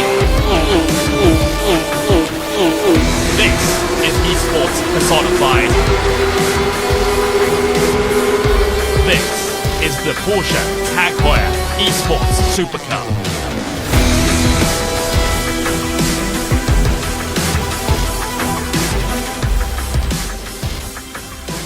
It is round number 7 of the Porsche Tag Heuer Esports Super Cup. And well, this is where the championship really starts heating up out there. It is Spa-Francorchamps, and things are about to get a bit more spicy, Matt. If our All-Stars races are anything to go by, we are in for one heck of a day. Throw those out the window. I mean, you're not wrong. Yes, that's something to go by, but just looking at the context of this series alone, we now have 4 rounds left. Today matters. Diogo Pinto's 21 points clear. If it weren't for penalties, he'd be 41 points clear. He's had an incredibly consistent season. And yes, there's been Kevin Ellis Jr. that's been in the mix. Absolutely, Sebastian Job's turned his season around. But they have got to get to the nitty-gritty now because we are in crunch time.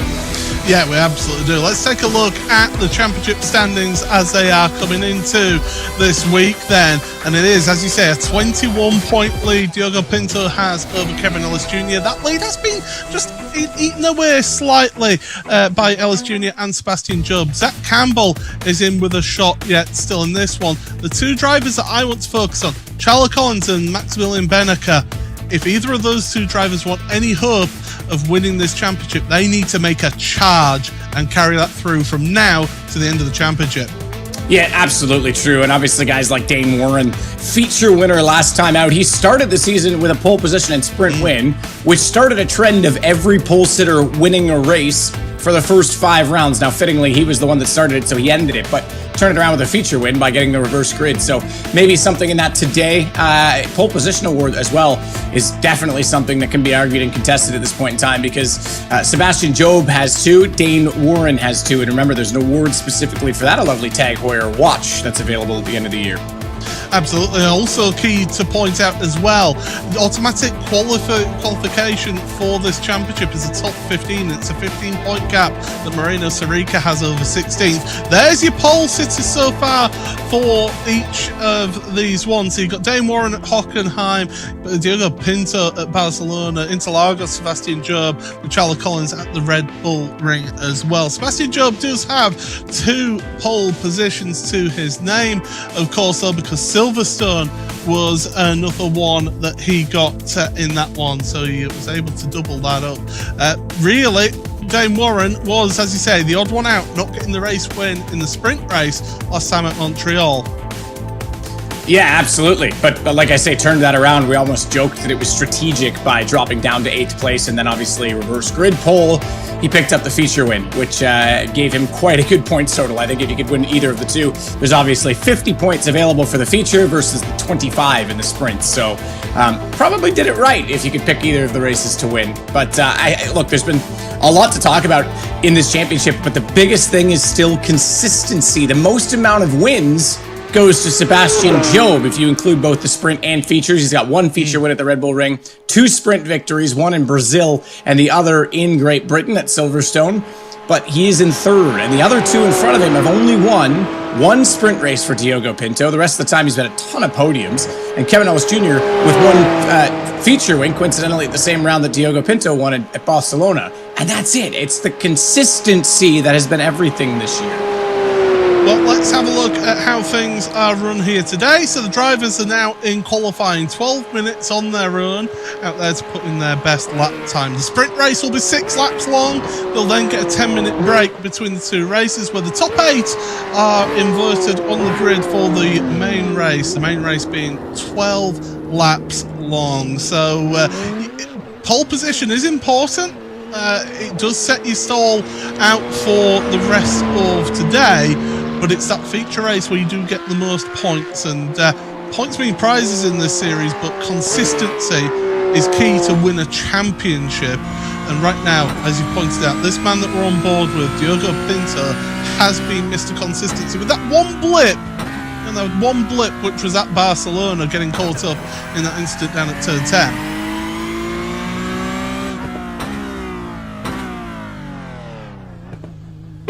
As these drivers now just preparing themselves for this this qualifying here, Matt, and there's another driver, Jeff Giassi, changed teams to Team Redline, and it's the Porsche 24 by Team Redline. Yes. The proper title, and he's not had the best of seasons, it must be said, for Giassi. No, he hasn't, and it's been disappointing. Obviously, the Brazilian driver that we, at the very start of the season, Hockenheim, there's our lovely calendar, gave us our onboard tutorial and a lap on Twitter that I thought, man, this guy's going to be on it this year, and he just hasn't had it go his way. But as you can see, we are here at Circuit de Spa, Francorchamps. We then go to Nürburgring combined. That's right, we're doing the full Nordschleife, as always, in these cars, which is incredible to watch the train of these guys and this amount of skill, this strong of a field, lap that circuit so close together as they do. And then it's the circuit, the 24-hour Le Mans circuit to 24-hour du Le Mans to give it the, or du Mans to give it the correct title. I apologize for butchering that. And then obviously Monza for the finale. So some long circuits coming up, and then Monza, which is a incredible draft fest with some very talented braking that is on display. As these cars obviously have no ABS, Paul. And it's very easy losing that aero in a draft to overdo it in the braking and outbrake yourself. So it's always fun to watch who's the most daring in those situations as well. What impressed me most when we had our track guide by Julien Soenen, and thank you so much to Julien for giving us that track guide, going flat out through Eau Rouge Radion, did not lift at all in this car. You compare that to last year. Last year they were having to just lift off, weren't they? That car did not have the same amount of aero, slightly narrower front tyres as well on that old car. This car, it loves that Eau Rouge Radion that we're seeing right now on screen. Absolutely, yeah. It's got just a wider front tire now, a little bit more aero, a bit more aggressive under braking. You know, I remember IH and Guvin saying at the start of when this car was announced to the world, not even just in iRacing, but to the racing world, he had just come back from a test at Monza when we were last year fittingly doing the season finale there at Hockenheim. Actually, it was this week exactly a year ago. And he was saying, yeah, it's more like a GT car now. You can be a little bit more aggressive. From a driving perspective, he said the 997 was a bit more raw, but the 991, geez, 997, we're going back 2 generations, aren't we? 991 was a bit more raw, but the 992 is a better race car overall, and I think it's translated into sim. I'll be honest, 991 was so difficult that I had an absolute hatred for it, despite loving what it was, but now the 992 is one of the best cars in the sim. It's so rewarding to get a correct lap done with it. I've got to get a lot of practice in this car, by the way, because I've signed up stupidly to an event where there's a competition with the 992. So I need to learn how this car goes around there. I'm normally used to the good news is drive cars is my wheelhouse. But I know where there's 35 drivers that you can ask to help you with that, Paul. That's the good news. And I'm sure they'll all go, oh, why don't you ask this guy? They'll pull straws for it. Well, one driver who has had a really good season, Zach Campbell, that we're seeing right now, 4th in the championship. He was a rookie last year in this championship. He has really come on as a driver, of course, finishing 8th in the championship last year as well. As there's Julien Soenen, the driver from Belgium. It's a home race for Julien, and you always seem to just perform that little bit better at your home tracks, don't you? Even though it's in the sim and you've not got the crowds there that you can physically see, but you just feel more comfortable on that home track. Yeah, sometimes I think the interesting thing is obviously that we see Spa so frequently. There's really I'm sure there's a home track, there's a motivation aspect, but there's really no advantage to it. It's not like a track that's less common that people have to drive more frequently or practice. Name a person who's driven any racing game in the world and hasn't driven Spa. This is a go-to in the sim racing world. It certainly is, and it's a real driver's track as well. These lap times that you see, they're not representative times. This is still the drivers preparing their cars here in this one. So drivers getting themselves set for their flying lap. And this one, 5.5 minutes remaining in qualifying, and still drivers are just taking their time, preparing the tyres. It's a long lap around here. Some of these drivers have to be careful because with the lap times, I'm just looking at the practice times, 2 minutes 15 you're looking around about for a lap time. So you've got to make sure that you cross that line with a few seconds extra to be able to get your times counted in this one, because as we've saw for the All-Stars, once that clock strikes 0 in that top left-hand corner, that is it.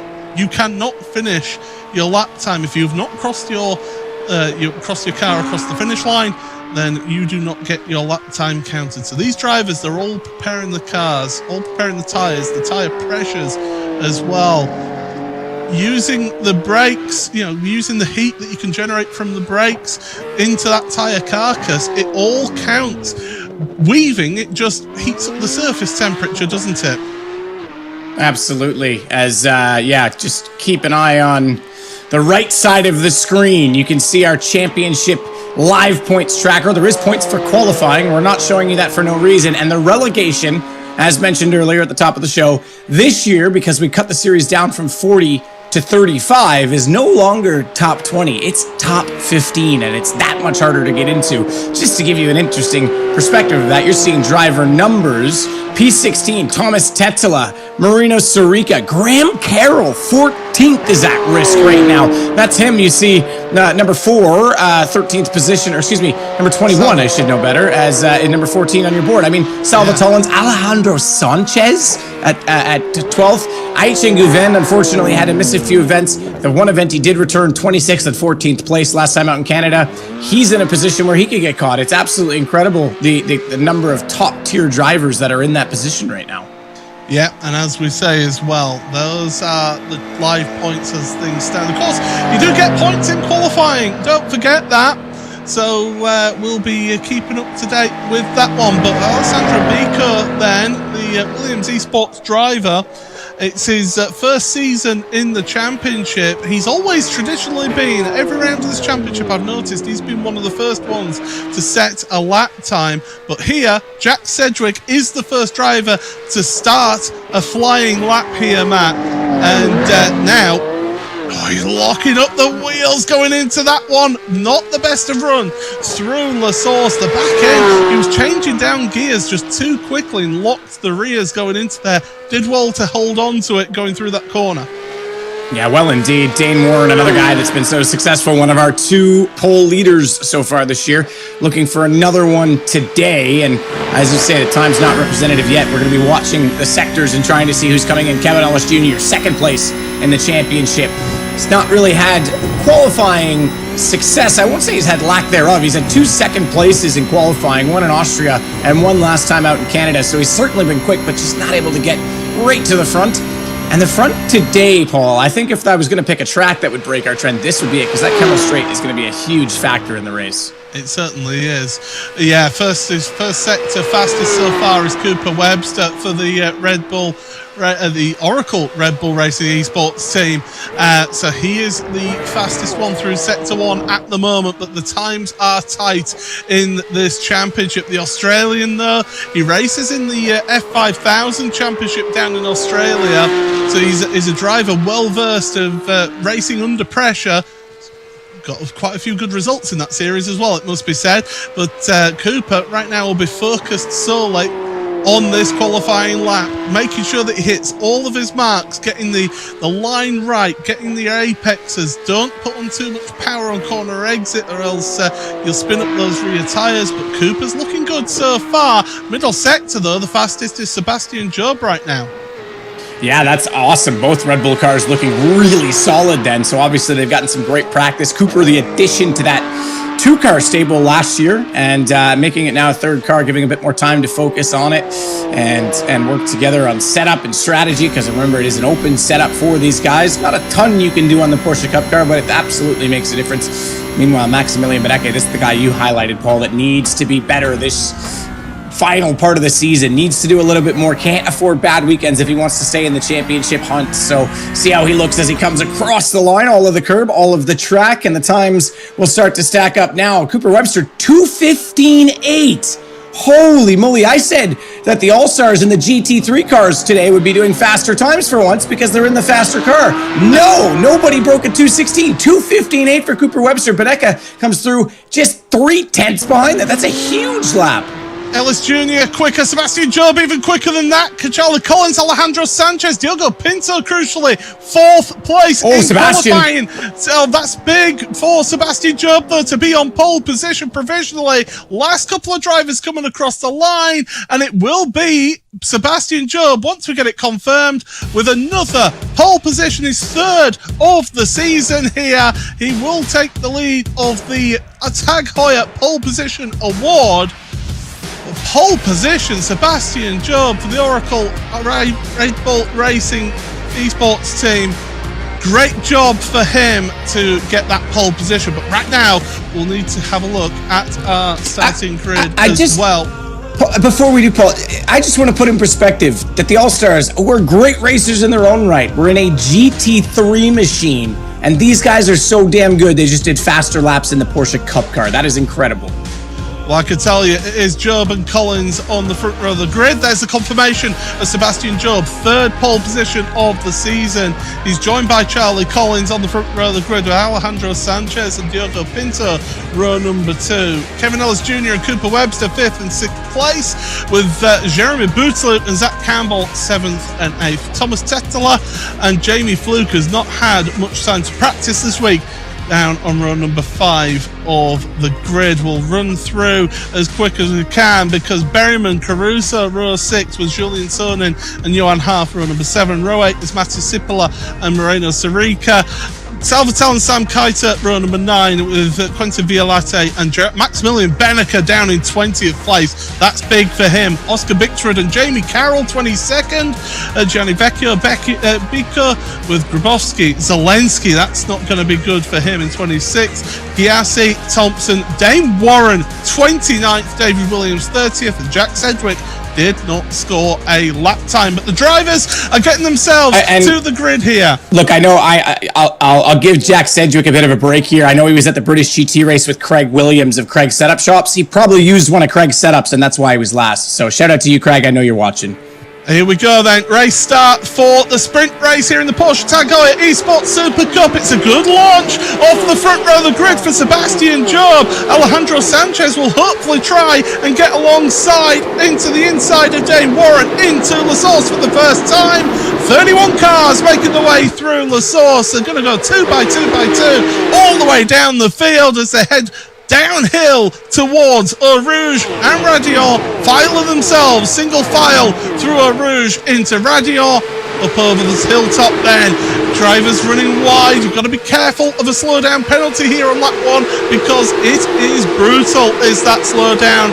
Drivers weaving left and right, and Alejandro Sanchez looking for the outside line. We've seen how good and effective the outside line is here around the Lecombe chicane. Malmedy comes next, and he's going to take the lead from Sebastian Job at the front, but Charlie Collins is getting involved here. Kevin Ellis Jr. has moved ahead of Pinto, and that's crucial for the championship. We got through the crux last year. At this point, it was last year very different people at the front. It was Mitchell DeYoung, Josh Rogers, and Sebastian Job all battling, and Mitchell got into the back of his teammates, Josh, and put him into the gravel at Brazil. So we're a little bit further on this time, but the battle no less intense. Look at this fight up front, and you're absolutely right. Alejandro Sanchez made hay while the sun shined, got right around the outside, and takes the lead, but we know the draft is going to be so strong. Perhaps the strongest so far this season at Spa. That said, we've got Le Mans and then the Dutting Heuer coming up, so that won't last long, but it is going to be extremely important. Benneker and Sam Keita are going side by side through the Lafania in towards the right-hander at Campus, and through they go. Oh, and they're going to make their way past the 69er Sarica. Sarica slow through Campus into Stavolo at the end of this first lap. This has come thick and fast, has this opening lap. Action all the way through the grid here in the Porsche Tag Heuer Esports Supercup, and right now we've got the best drivers on the road side of things here on iRacing.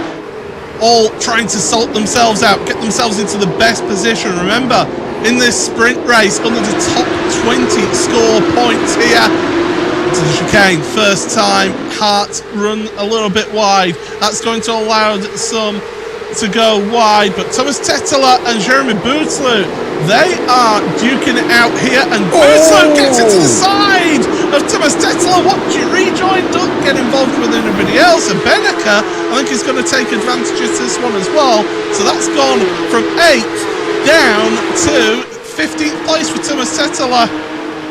Just to note, Benneker's going to hold that off just enough, and I think there might be a bit of damage for Tetteler, but he's got a good run on reverse. He's got to use a lot of runoff. That'll be an incident point. Look at someone else who did it, though, strategic, knowing he was going to get a draft around the outside of both of them. Sam Kydert, the rookie, looking extremely sharp, and Benneker's back under threat right now from Thomas Tetteler. Not done there. Just to note, Benneker, he was up at that point, I was going to say 6 positions. He's now only up 4, but once again, it's qualifying that is the problem. We're seeing he's very capable in the races of going forward, but man, oh man, not even that's going easily today. Car off wide in the background, not sure who it was. I think it may have been Johan Arth, but either way, this is, okay, it was Oscar Biscarud, excuse me, but either way, this is an excellent scrap between these three. You can see those live points on the right-hand side of your screen as well. They're updating as we go along to keep a track of everything, and the relegation fight is certainly closing up. There's now 3 points gained in that relegation kerfuffle as the race lead right now at the front. Sanchez still there ahead of Sebastian Job. Job doesn't want to go too early. He doesn't want to be in front of the field as there's a car off. I think that's one of the Williams cars it is, and we'll get back on, but my goodness, I don't know where to look here today, Matt. This is just action everywhere.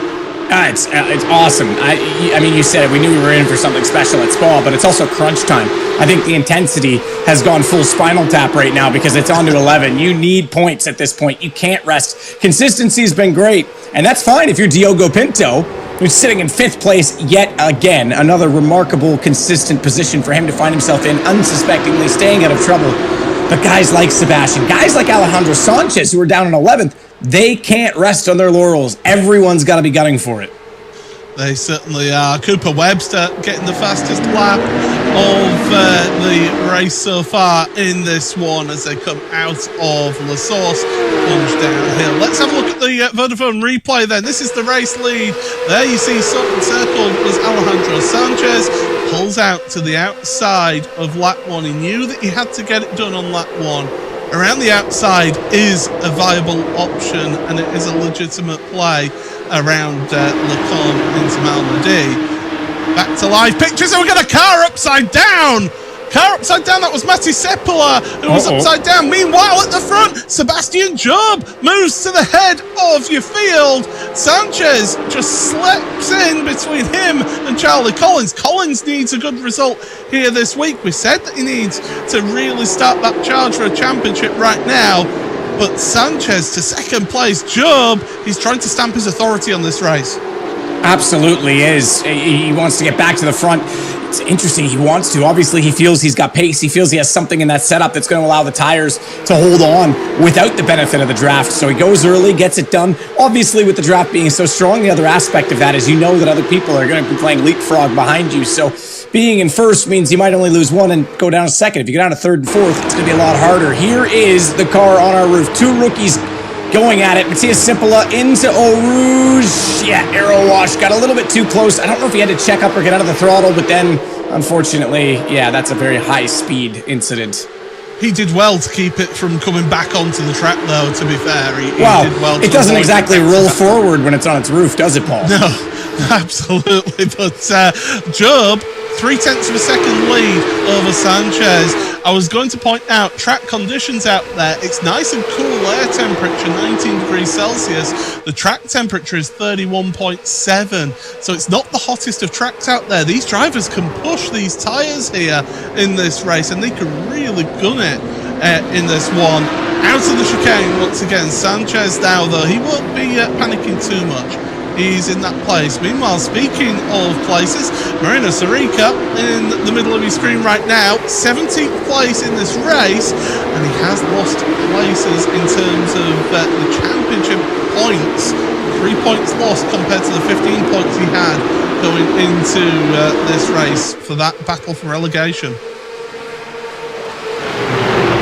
Battle for relegation indeed, but man, oh man, up front, this is as tense as ever. And this is why Sebastian Job wants to go early, because he knows everyone else behind is going to be wanting positions. And if he's at the front, he's got a bit more of a buffer to get back into it. Man, oh man, 3 wide, this isn't going to work, no way. Good call, I think, from Charlie Collins to identify that was going to be a bit of a problem, get out of it. But it did allow Sanchez to get a good run on Sebastian, and now he can try and fight that outside line. The problem is he wasn't far enough ahead, so Sebastian still holds it, and that's going to leave him vulnerable once more. How does Kevin Ellis Jr. swap sides in that 2x2 and not get caught out? Look at Pinto though. He's wanting a piece of this action right now. He wants to move forward. He realizes someone's going off here. Well, it looks like it, but they're all keeping on the track somehow, and all keeping in the right direction as well. Job's got a little bit of a gap now. He's made a little bit of a break because Sanchez and Collins, they are 2x2, side by side with each other. A little bit of a door panel rub there, perhaps, in towards Lafania once again. Look at this. And look at this queue of traffic. It's like everybody. It's like a bank holiday traffic jam in the UK here. It's just one long queue. Well, it's 2 through 10, now 11 as we're setting. Berryman just sneaking in. Okay, so that's Berryman in the car 50. 12 is Caruso, a rookie who's trying to get involved. This is ridiculous, and you're right, Sebastian Job gets away. The rest of them are all within 1.4 seconds of each other. Finally, they go back to single file, and maybe the bank orders have come into play because no one's fighting to get to the front of the queue right now, but man, oh man, that's why I'm so impressed with the driving quality and the skills of these guys, because I thought that was going to end in tears for someone, certainly, especially heading into Pouhon. Oh, that would have been a full poo meter corner going wide at that point. That's one way of putting it, that's for sure. But let's just get a hold of things and see how things stand at the moment. It's Sebastian Job who leads this one. He is currently 7/10 of a second ahead of Charlie Collins in second place. Alejandro Sanchez, though, 3/10 of a second back from him in third, with Kevin Ellis Jr. fourth. Diogo Pinto fifth. That's solid points for his championship, with Zach Campbell behind him. He's beaten one of his championship competitors there. He's beaten more than one because Benneker's down in 16th place right now. They're all weaving. They're all trying to break the draft up the Kemmel Straight. It's a steep uphill. I keep on saying it because I've walked it. It is steep up there. It lets you brake late in towards the Lacombe chicane and carry that speed into the corner. You can really be aggressive into the braking zone there. But things are just staying as they are right now, just staying nice and calm. But I feel final lap of the race here, Matt, if Collins can get within about 4/10 of a second going through a Rouge Radion, I think that Collins could be in with a shout of the race win here as we look at Cooper Webster, who's the highest placed rookie. Not for the first time this season. Yeah, he's been very, very good in his debut, I have to say. And as you mentioned, yes, S5000 driver in Australia.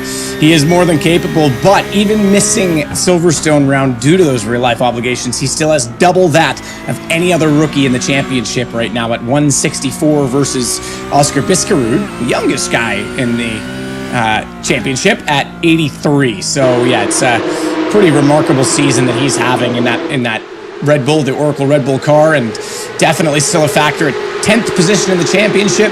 Probably not in for a shout of being the champion, but can certainly make an impact in that top 10 and take points away from other people.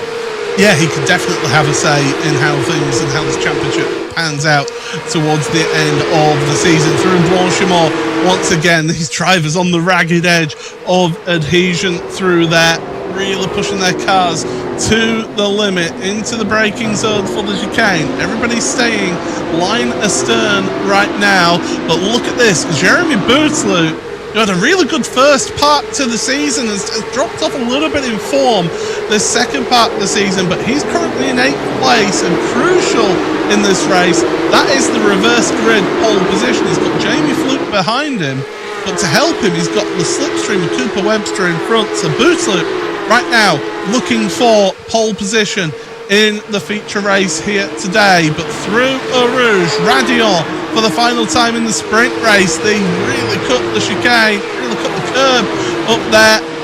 looking forward. Nobody making any moves. Oh, Bootloop got a slow down penalty. I thought he did cut it too much. Poor Bootloop's been going backwards in the recent races. The poor guy had such an awesome start to the season and still sits ninth in the championship despite, I would say, 4 of his last 5 races, sprints included obviously, being pretty off the mark. And this is just today gone from bad to worse for him as he's going to go all the way down the order, back to 14th position. Yeah, that's a big blow for Jeremy as they come out. There's Johan Haaf. He's had an issue up at Malmedy, and he's got back up and running, but he's dropped all the way down to 30th place, the last of the running drivers. Through Poulon once again, heading uphill towards the Fagnes chicane for the final time in this sprint race. This race has flown by here in this one. It's been entertainment from first to last place. Brilliant stuff here with these drivers. You've got to respect every little bit of ability that these drivers have out there to run so close together, not just in times, but also physically out there on track. Good run for Collins through the Stavelot corner, heading towards Blanchimont. I think he's just a little bit too far back, Matt. I think Sebastian Job opened up the steering and took an incident point because he probably suspected that Charlie was going to get a run, and he used as much as he could coming out of Stavelot to compensate for it. So I think that was a bit strategic by Sebastian. Didn't look like he had understeer, didn't look like he was aiming off course by nature of the car, but yeah, he's going to hold himself ahead just enough. Sebastian Job, it's going to be his 3rd sprint race victory of the season here. He's got a smile on the face, and well, he deserves it. Brilliant stuff from Sebastian then. He didn't have it all his own way, but he ends up taking the victory here by just a couple of tenths of a second over Charlie Collins. Alejandro Sanchez, a good 3rd place in the end after leading partway through the race. The rest of the field all thundering across the line there. We'll get you some unofficial race results then. Job from Collins with Sanchez in 3rd. Ellis Jr. and Pinto 4th and 5th place with Zach Campbell 6th. Cooper Webster, Jamie Fluke is reverse grid pole position for Jamie in 8th place. Pete Berryman 9th and Jordan Caruso rounds out the top 10. Soenen, Tattala, Kaita, Bootloop, Beneka, Sarika, Vecchio, Carol Bixrud and Jeff Giassi rounds out your point scorers in that first race. Salva Talons, Zelensky, Warren, that's not the race he wanted. Quentin Violate, Grabowski, Biko, Williams, Thompson, Sedgwick, Johan Haaf, and Matti Sipler on his roof did not finish. Matt, you have our race winner. Yeah, Sebastian Job, who not only today took his 3rd pole position of the season to take the lead in the pole award, but also once again, and for the 6th time of 7 rounds, finishes 1st after taking pole position as well. Sebastian, bit of an interesting race. Sanchez got you off the start, but you went back for it as soon as you could. Yeah, really intense race. It was always going to be difficult at this. It was some really close moments. I think when I actually made the first overtake, I overshot the corner a bit, and luckily Sanchez saw it and kind of knew to give a bit of space. But other than that, it was a really good battle. I had a lot of fun, and then I got very lucky that they started fighting behind. And just as soon as I saw that, I was like, right, I've had enough. I'm going to push as hard as I can and try and get away. And it was just about enough. Charlie almost reeled me in, but just held on. So we said for you, bit of an awkward start to the season, got taken out in Hockenheim. The mentality wasn't look at the overall championship. It was look at each race, make points. That's got to be changing soon, right? You've got to be thinking there's a chance here. Yeah, I think that changed the second I got up to, I think it was just before Montreal, I was 2nd in the championship. And yeah, from that point on, it's kind of back to normal. Think about the championship and keep working hard and keep getting the results like today. So, or like that race. I shouldn't speak too soon yet, but yeah. Knock on wood. We'll give you some jinx grace there, but no, look, that's an awesome start to the day, and best of luck. Reverse grid, you'll be 8th position at the start of the feature. Pretty impressive race, Paul. Lots of highlights, despite that it's just a short sprint race, even. Yeah, only 6 laps, but my goodness, did that give us a lot to look at here in this one, and you see how busy it is right at the start, and Sanchez made it through. on lap number 1 up into Le Combe, Kevin Ellis Jr. He was determined to try and get past, but I think he's kind of a little bit settled for 4th place. But Sam Kiter, and what a drive from him. This move in particular, 3 wide, what a run he got.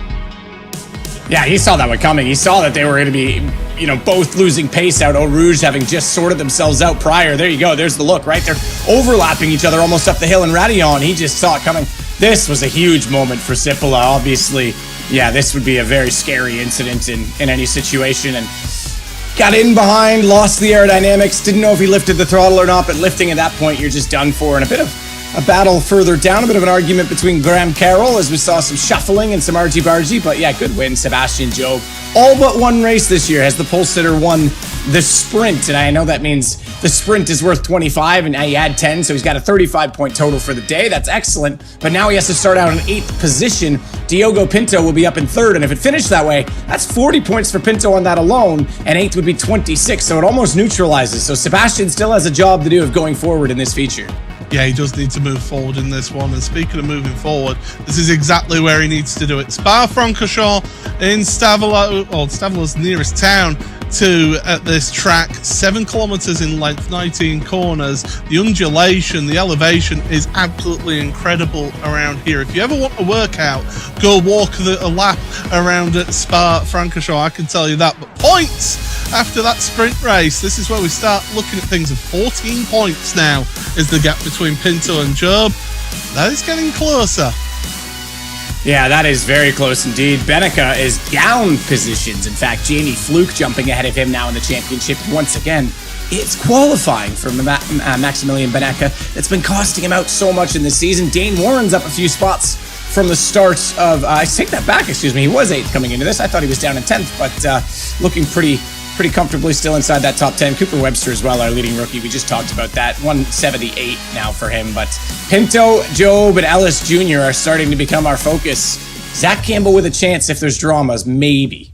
And it's that relegation spot as well. It's down to 11 points difference between 15th and 16th place. We're going to be keeping a track of that throughout the season here in this championship as the races come thick and fast now. And speaking of thick and fast, here comes your starting grid. It will be Jamie Fluke who starts on pole position in this one. Alongside him, Cooper Webster, Zach Campbell and Diogo Pinto the next row with Ellis Jr. and Sanchez.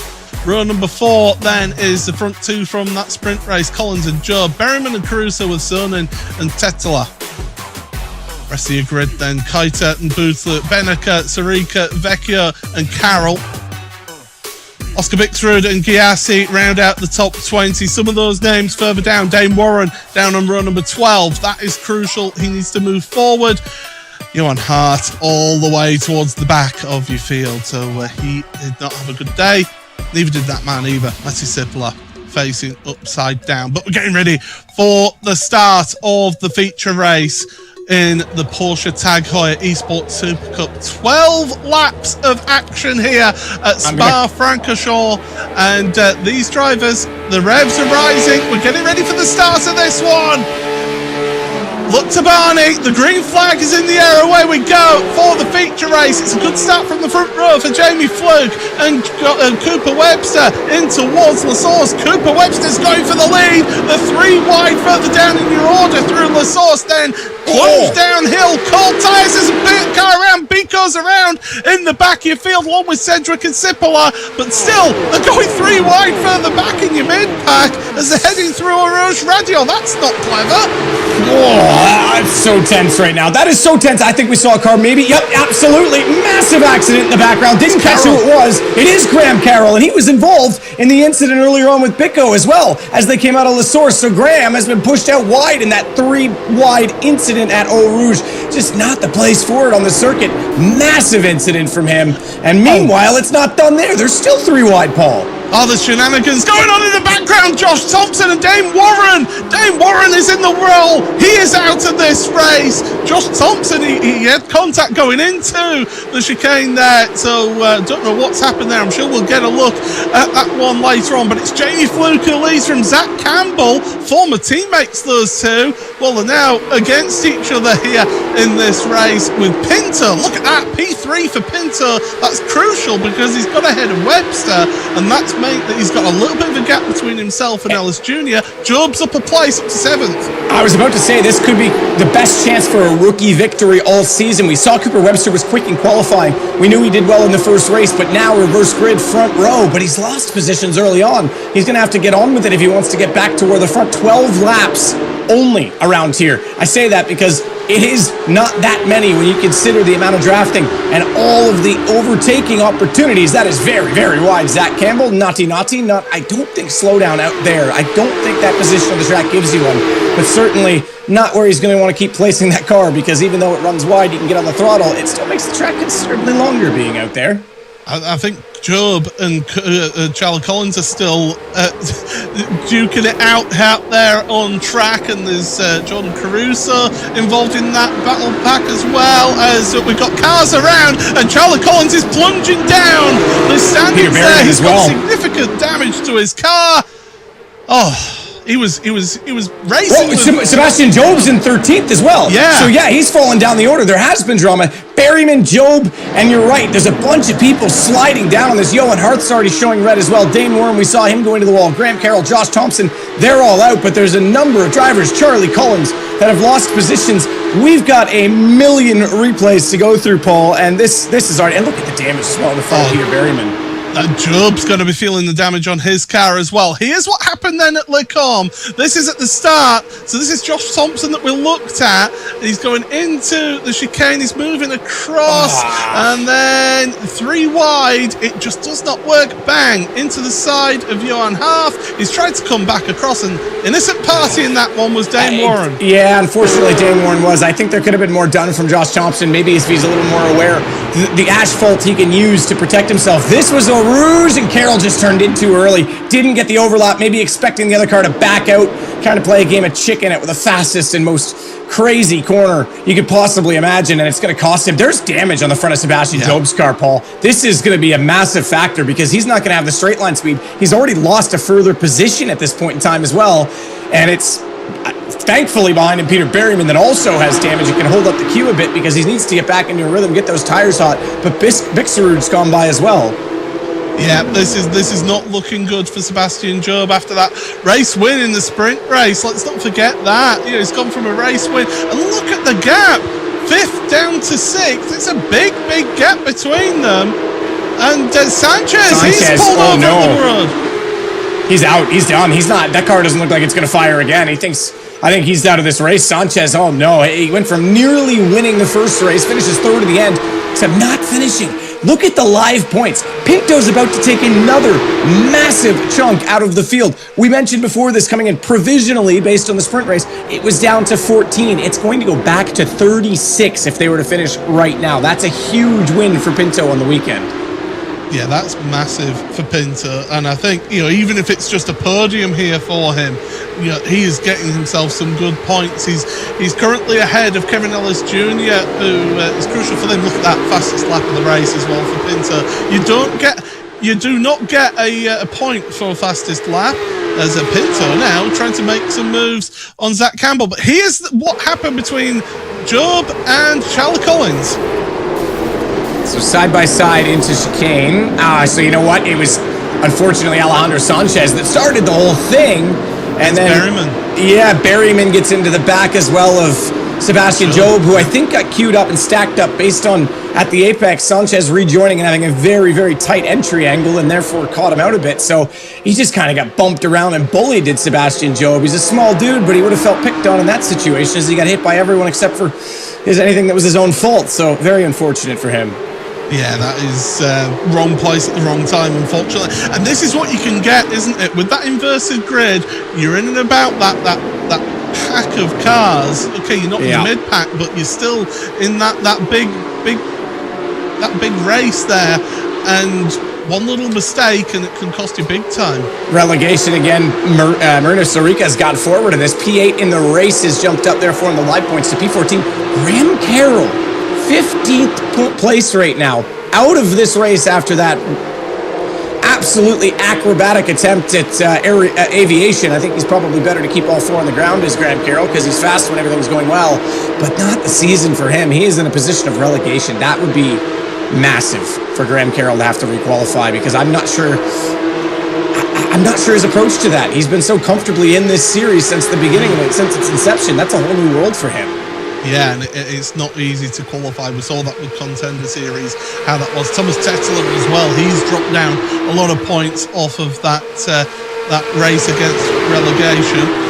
And the top 15, as you said, Matt, when we started this show, only 15 automatically qualify for next season. This championship just really ramps up the pressure on these drivers. Matti Sipala, number 17, he's currently racing David Williams in the 31 car. He's got Alessandro Bico there as well. Charlie Collins is involved in this one as well. They're racing over 22nd, 23rd and 24th and 25th. Jack Sedgwick trying to tag onto the back of them.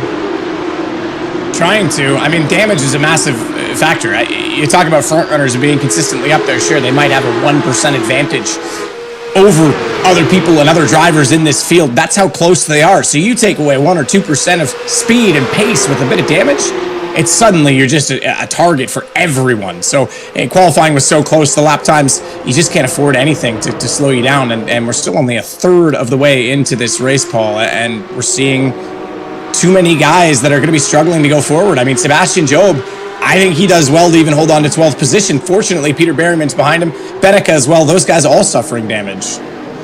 Jamie Fluke and Cooper Webster out of this queue of cars have never won a race in the series. Jamie Fluke has raced in every season of this championship. It would be a sensational result for him if he was to get a race win here. It's easier said than done, that's for sure. And Cooper Webster, we keep on mentioning him, top rookie of the season. The Oracle Red Bull Racing Esports team have got themselves an absolutely blindingly fast driver behind the wheel there, and he wants to get a race win as well in this. Oh, absolutely. Campbell, though, he's thinking about a championship. He wants to get a win. Pinto, he's thinking about a championship. He wants to win. And oh, by the way, Kevin Ellis Jr., he's involved in that race there as well. He's looking from the outside in, saying, "Any room for me, lads?"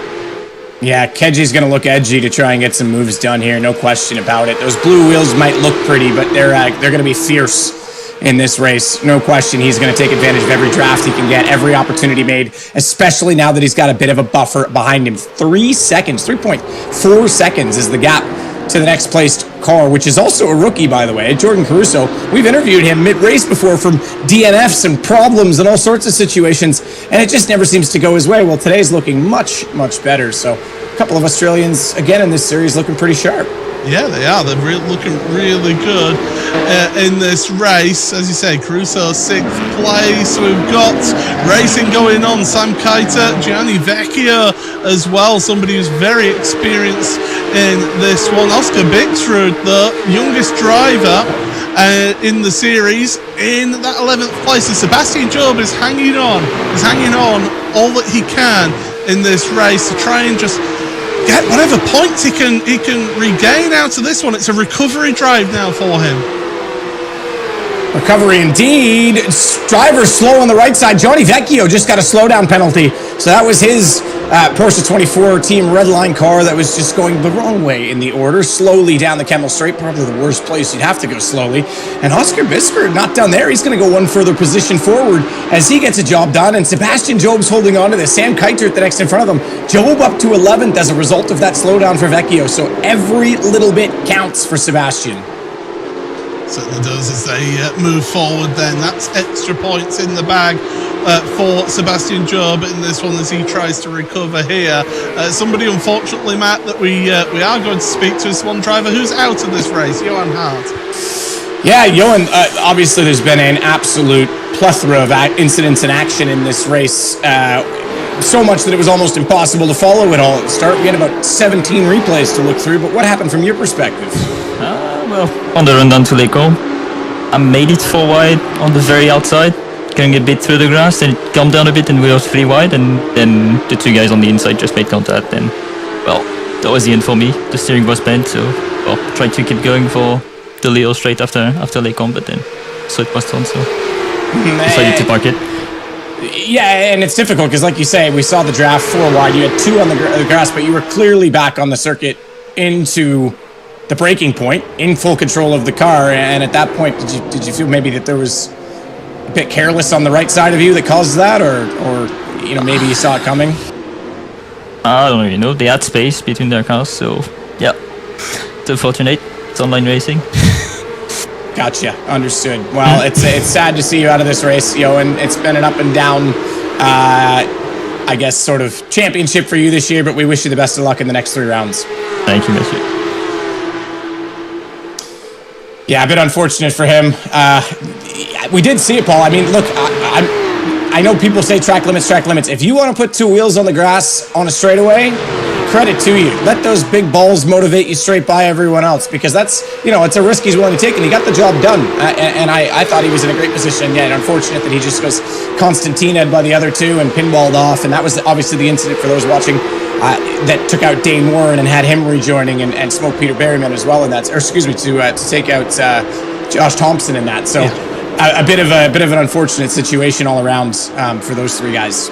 Peter Berryman, he must feel like he's in the slowest Porsche 992, because up that Kemmel straight, that significant damage to the front of his car, it is just like a barn door on the front of that car. It is not pleasant, and he is falling backwards in this field. He's down to 14th now, with both Bennica and Vecchio both getting past on the Kemmel straight there. For Berryman. So he's now got Salva Talons behind him. Salva will want to move forward in this one. The young Spaniard trying to work his way through. There he is. We get a nice little shot of Salva behind the wheel, looking around, looking in his mirrors as well. Matt, it's not easy out there. You've got to look forward to try and go for the place, but you've got the queue of cars behind you as well. Yeah, but this is where good driving habits come into it. You've got more information than you would even in a real car on the sim in terms of live deltas for what's going on around you. The spotting is very accurate, but even in the real car, it's the same thing. You make habits. Just before you get into a braking point, the first thing you do is check the mirror. Not least of which to see who's behind you and if they're making a move, but maybe someone's out of control and they're going to slam into you in the braking point. Defensively, you just want to check that. Straightaways, you usually give your belt a snap, check the mirror, as well as on the exit of corners, you're going to look at your delta. There's little habits you do that become almost ritual. And therefore, if you create those good habits for everyone at home watching right now, you get less overwhelmed. So it's not like, oh God, my eyes have to be forward. Oh God, there's people in my mirror. It just becomes second nature. And that's how you learn to calm your heart rate, calm the pressure, and get into a rhythm and get to a very good racecraft level, is creating very good habits that include awareness. Certainly do, and you've got to make those good habits count. Now, Oscar Bixrud is up in 9th place ahead of Sam Keiter, and look who's behind now, Sebastian Job. He wants to move forward in this one. He's gained a couple of positions through others having misfortune. Vecchio having the slowdown penalty. Zach Campbell looking for the lead of this race up the inside into Lacombe. Jamie Flirt going around the outside. We've seen people being able to hold on to it there. They're still together side by side. Malmedy and Pinto were on board with championship leader. Flirt keeps ahead for the time being. Hang on, we need to go off board here. We need to get off of Pinto, because where's Cooper Webster in this? He's going to have a sniff. Surely he's trying to get his nose down the inside of Pinto, because he's going to get held up on the outside. Couldn't quite get there. That's significant, because Cooper knows if Sebastian's down the order, not least of which does he want to win, but he needs to help his teammate by getting points away from these guys. He needs to get in front of Pinto. Yeah, but getting ahead of Pinto, just how every point matters in this championship, and certainly Cooper Webster can help his teammate out. There's no team's championship, don't forget. Every driver's racing for themselves, but having those teammates out there, especially someone like Cooper Webster, who's been really good, has certainly will help things out. We've got a black flag for Quentin Violate out there. He is currently, where is he on our standings? I've not seen him. He's way down the order in 22nd place. Yeah, 22nd. So the guy, I feel bad for the guy. He's such a lovely guy to speak to. He's very happy about being in this series this year as a rookie. Had a remarkable season debut at Hockenheim, and it just hasn't worked out for him since. Jamie Fluke, he's experienced. As I say, he's raced in every round of this championship here in the Porsche Tag Heuer Esports Super Cup. But he is under some intense pressure from behind. Zach Campbell, Diogo Pinto, Cooper Webster, Kevin Ellis Jr. That's that race for the lead. The race for 6th place, though. Jordan Caruso, the Logitech Gialtis Esports driver, doing a sensational job in 6th, ahead of Jeremy Booslu, the man who's retiring from professional sim racing at the end of this season. We couldn't convince him to stay, even after we've spoken to him. We tried our best, but he's decided to hang up the gloves from professional racing. Morena Sarica, 8th place in that race for 6th. Yeah, I'm sure we still see him do some of the special events and some of endurance races with teammates, but he's definitely not going to be a full-time sim driver, which is sad.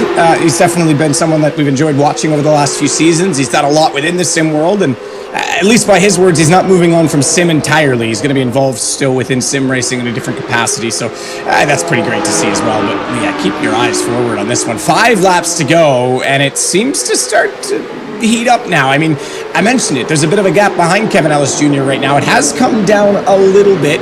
It's 2.4 seconds, so they've closed up a second at least. But there's just so much space that these guys are going to start to try and play games with each other. Oh, Campbell really wide through Jackie Expand. You've got to be careful with that one as we go on board with the young American. Let's give you a little bit of the sights and sounds of the race. This is our Bose onboard lap.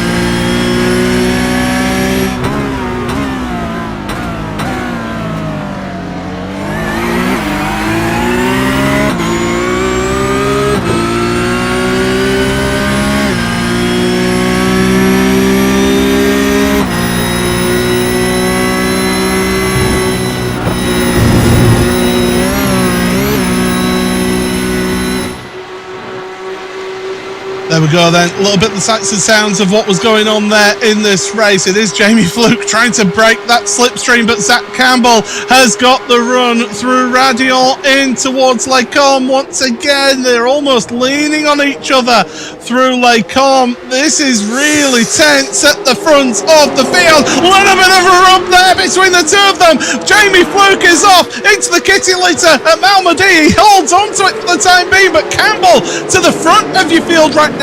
Pinto, crucial for him, up into 2nd place ahead of Cooper Webster. Ellis Jr. moves ahead of his teammate into 4th. Fluke's still in this one though, but he's in 5th place, and Campbell again running out all the way to the barrier. Yeah, that's obviously a 1x situation, but that was as close as it gets. You can see him breaking the draft. Jamie Fluke down the straightaway, wanted to hold the outside, get it right, broke him to the inside, got back to the outside, made sure that if he was going to go, he could still defend, but it was just such a run that Zach Campbell had that they were still side by side at Malmedy, as you say, and yeah, that's just bit of a rub, bit of a scuff, almost racing incidents. Fortunately, Fluke's not too far gone on this. He can still hopefully latch on to the back of this draft train, the front 5.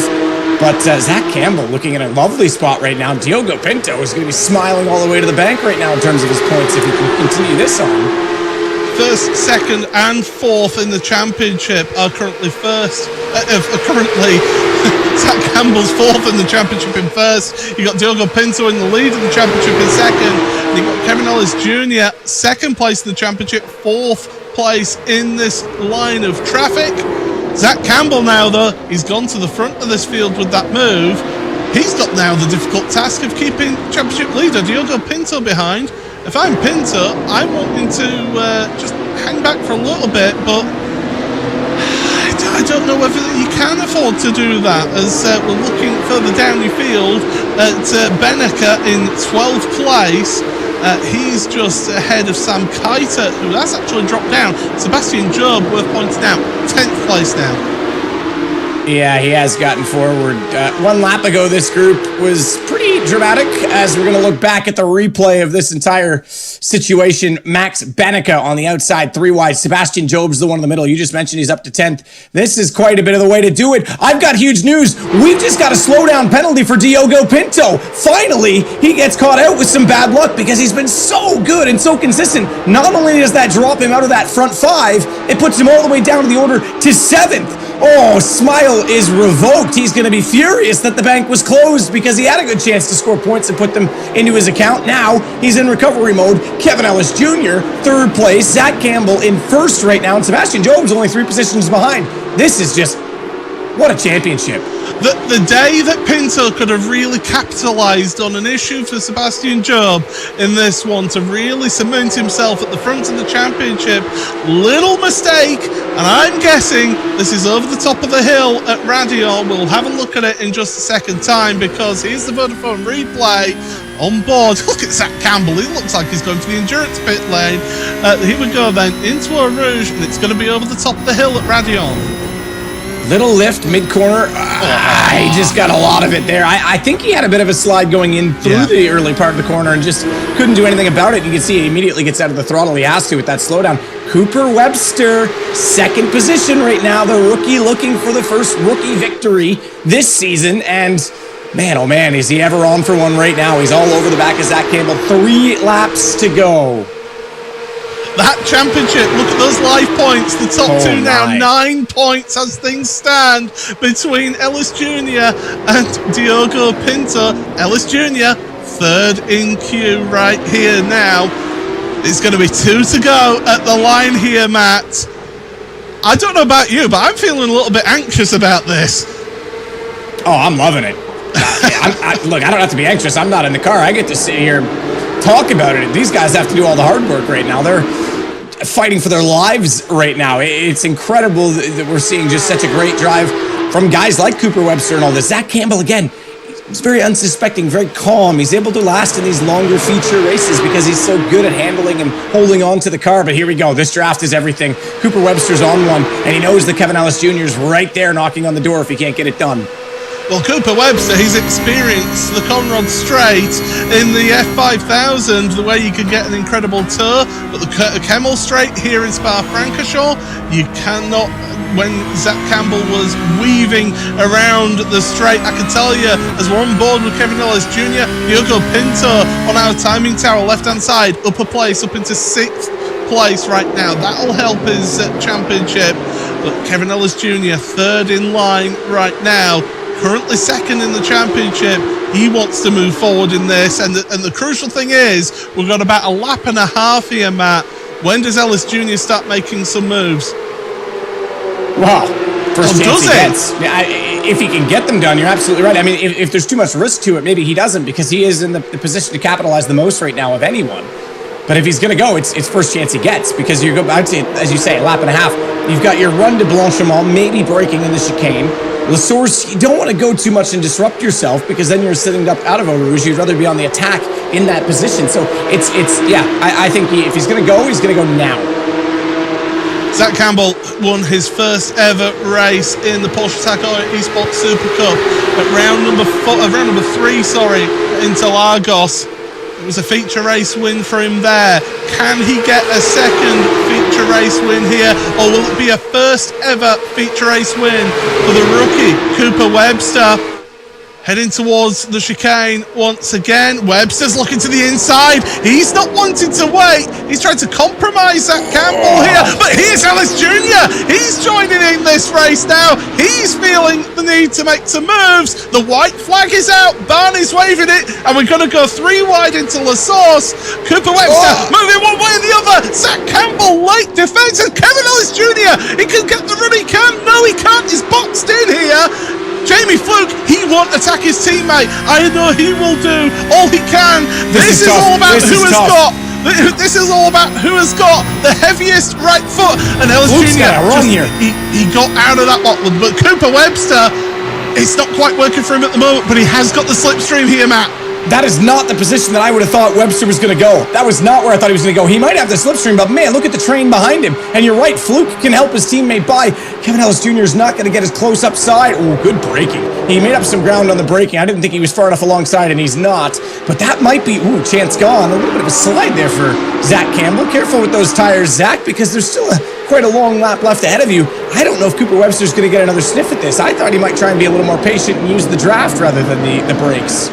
There's the point standings as they are. So Pinto improved slightly because he got those 3 extra points. Campbell right out to the wall again. He's been running that line consistently. And he's panicking out there. He's hitting the friggin' wiper switch even.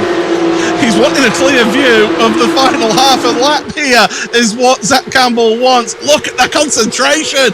His eyes are just focused. He's looking at his line. He checks the mirrors every little once in a while. He's not panicking. That's the crucial thing for him, but he needs a run of a lifetime through Campos and Stavelo to carry that speed through Curve Paul Freire in towards Blanchimont and the chicane. The chicane is the last opportunity for Cooper Webster. Kevin Ellis Jr. is there, but I think he's not quite close enough to make any move on Webster.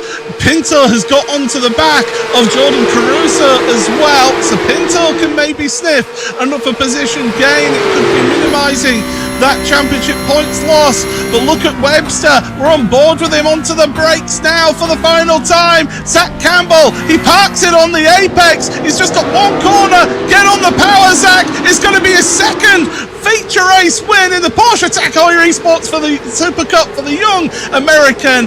What a race! My goodness, that was simply sensational out there. Incredible, and he becomes the only other driver other than Sebastian Job to have 3 wins this season, sprint races included. What a season Zach Campbell, the sophomore, is having. Remarkable, and all the way down the order, intensity, nothing short of intensity, and so much damage and drama, but that I guess goes with the territory when you're racing in PESC, and it's such close series all the way through. Oh man, this might have been the race of the year so far, Paul. Oh, without a doubt. That was absolutely brilliant, was that race. And definitely a little tip of the hat to those drivers, because we're here for the Bose post-race show. Oh, take a breath, everybody, because you've possibly seen that best race of the season, if not of the Porsche Heuer Esports Super Cup history. But here's the results. Zach Campbell, the result that matters, a race win for the young American, taking that win by 0.3 of a second over Cooper Webster. Not quite there yet for Cooper Webster, but I think that win is just waiting to happen for him. Kevin Ellis Jr., 3rd place for him, really crucial for the championship. Jamie Fluke, he had the lead for so long, and just that little bit of side-by-side contact with Campbell drops him down to 4th, with Caruso in 5th. Pinto, big mistake, a slow-down penalty. As we're all getting words about post-race penalties coming through as well, as we'll get you up to date with all of that. But Vecchio in 11th, crucial for Job, 10th place for him. Yeah, but there he is, 26th for Peter Berryman due to incident point limit. Yeah, and a race that just he'll want to forget. Remember, he was up running in the top 5 for a period of time, definitely inside of that top 8 comfortably, and was involved in that incident that took a number of guys out at the start. So, yeah, just a race to forget for him. But for Zach Campbell, I said he had an outside chance at this if things went wrong. The slowdown for Pinto, that's going to put him much further forward. Kevin Ellis Jr. is going to be smiling, but I think the biggest smile on the day goes to this man right here, Zach Campbell, another feature win. Yeah, how about it? I didn't expect to do that well coming in. I honestly just didn't feel as good.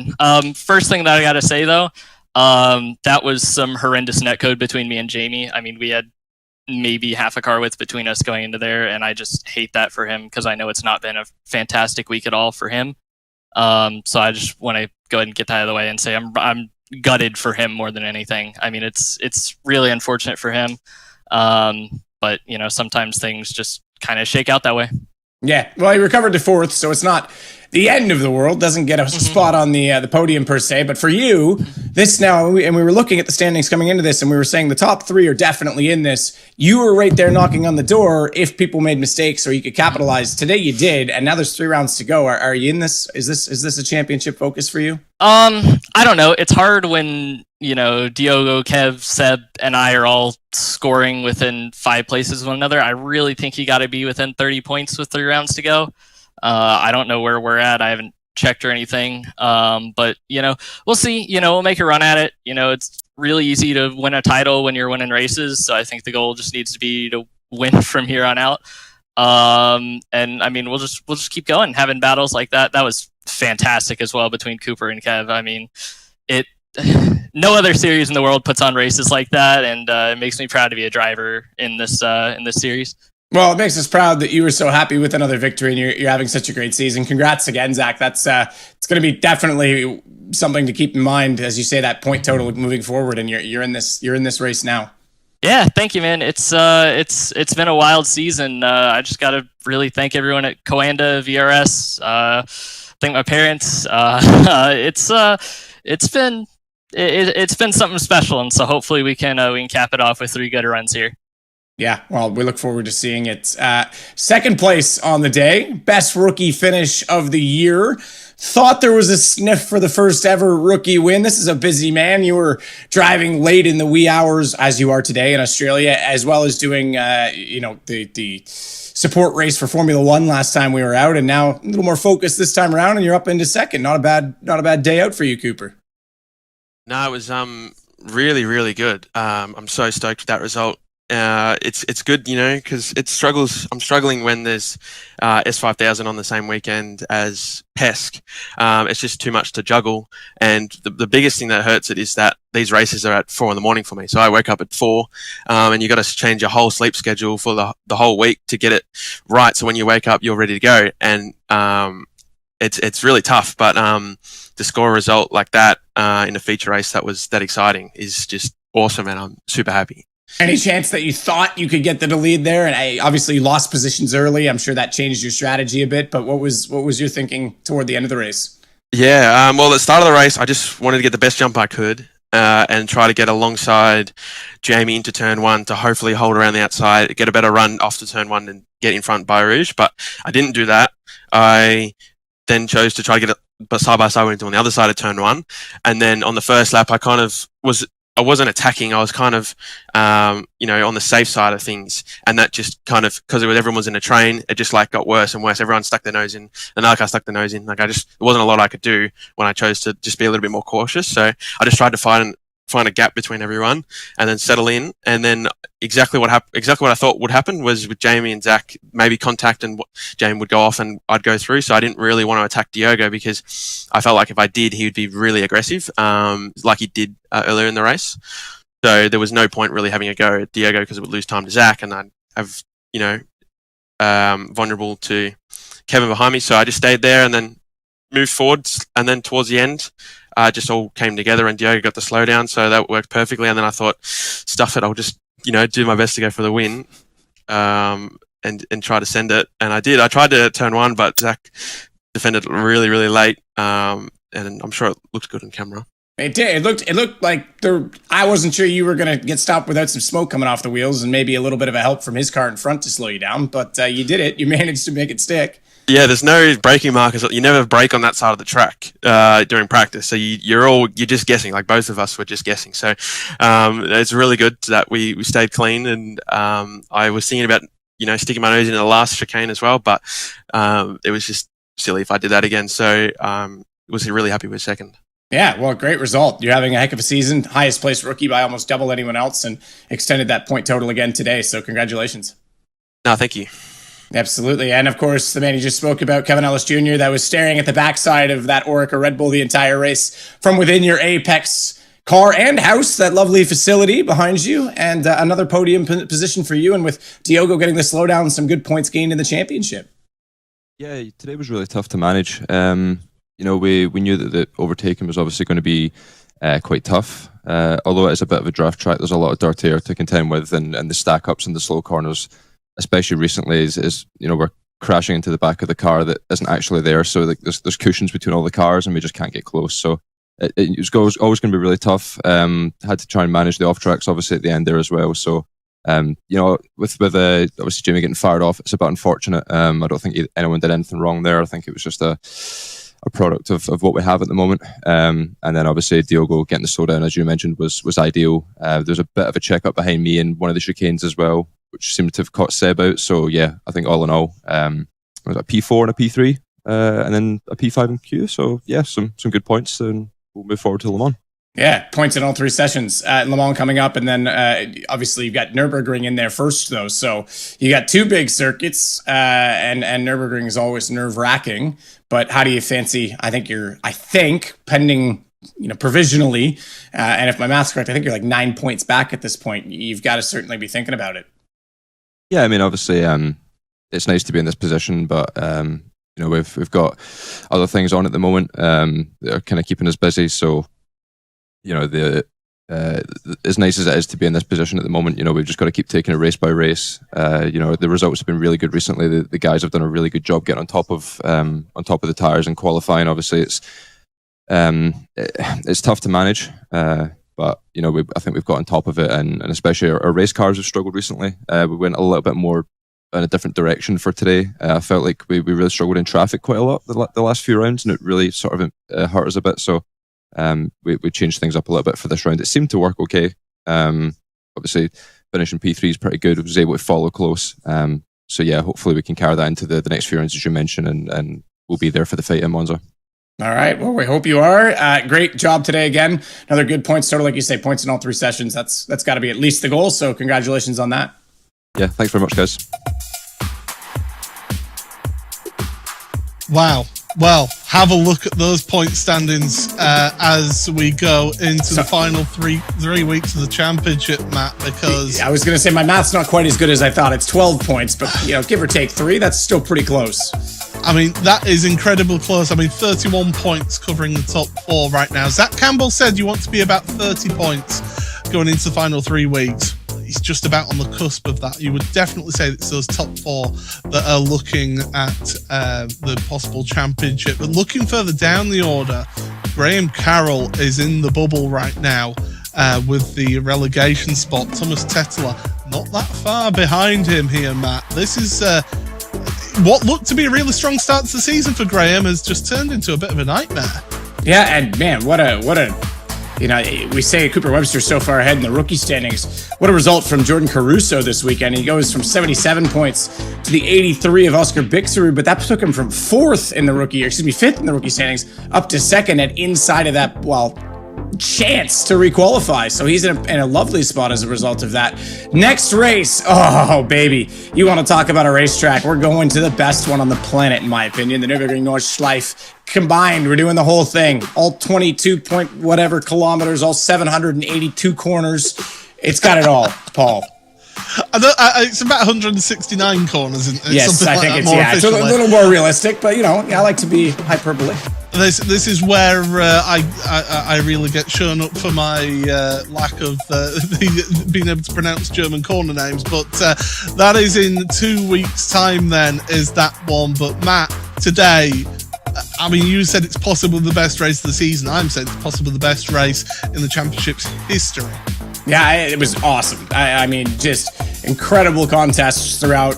Great driving at times. Drama we knew was going to happen. I don't think there was anyone that I would say was really super in the wrong today, because we've seen some incidents that were questionable. But overall, this is you can tell it's escalated. You can tell that we're getting to the end of the championship, and people are starting to very seriously consider where they want to end up in the table.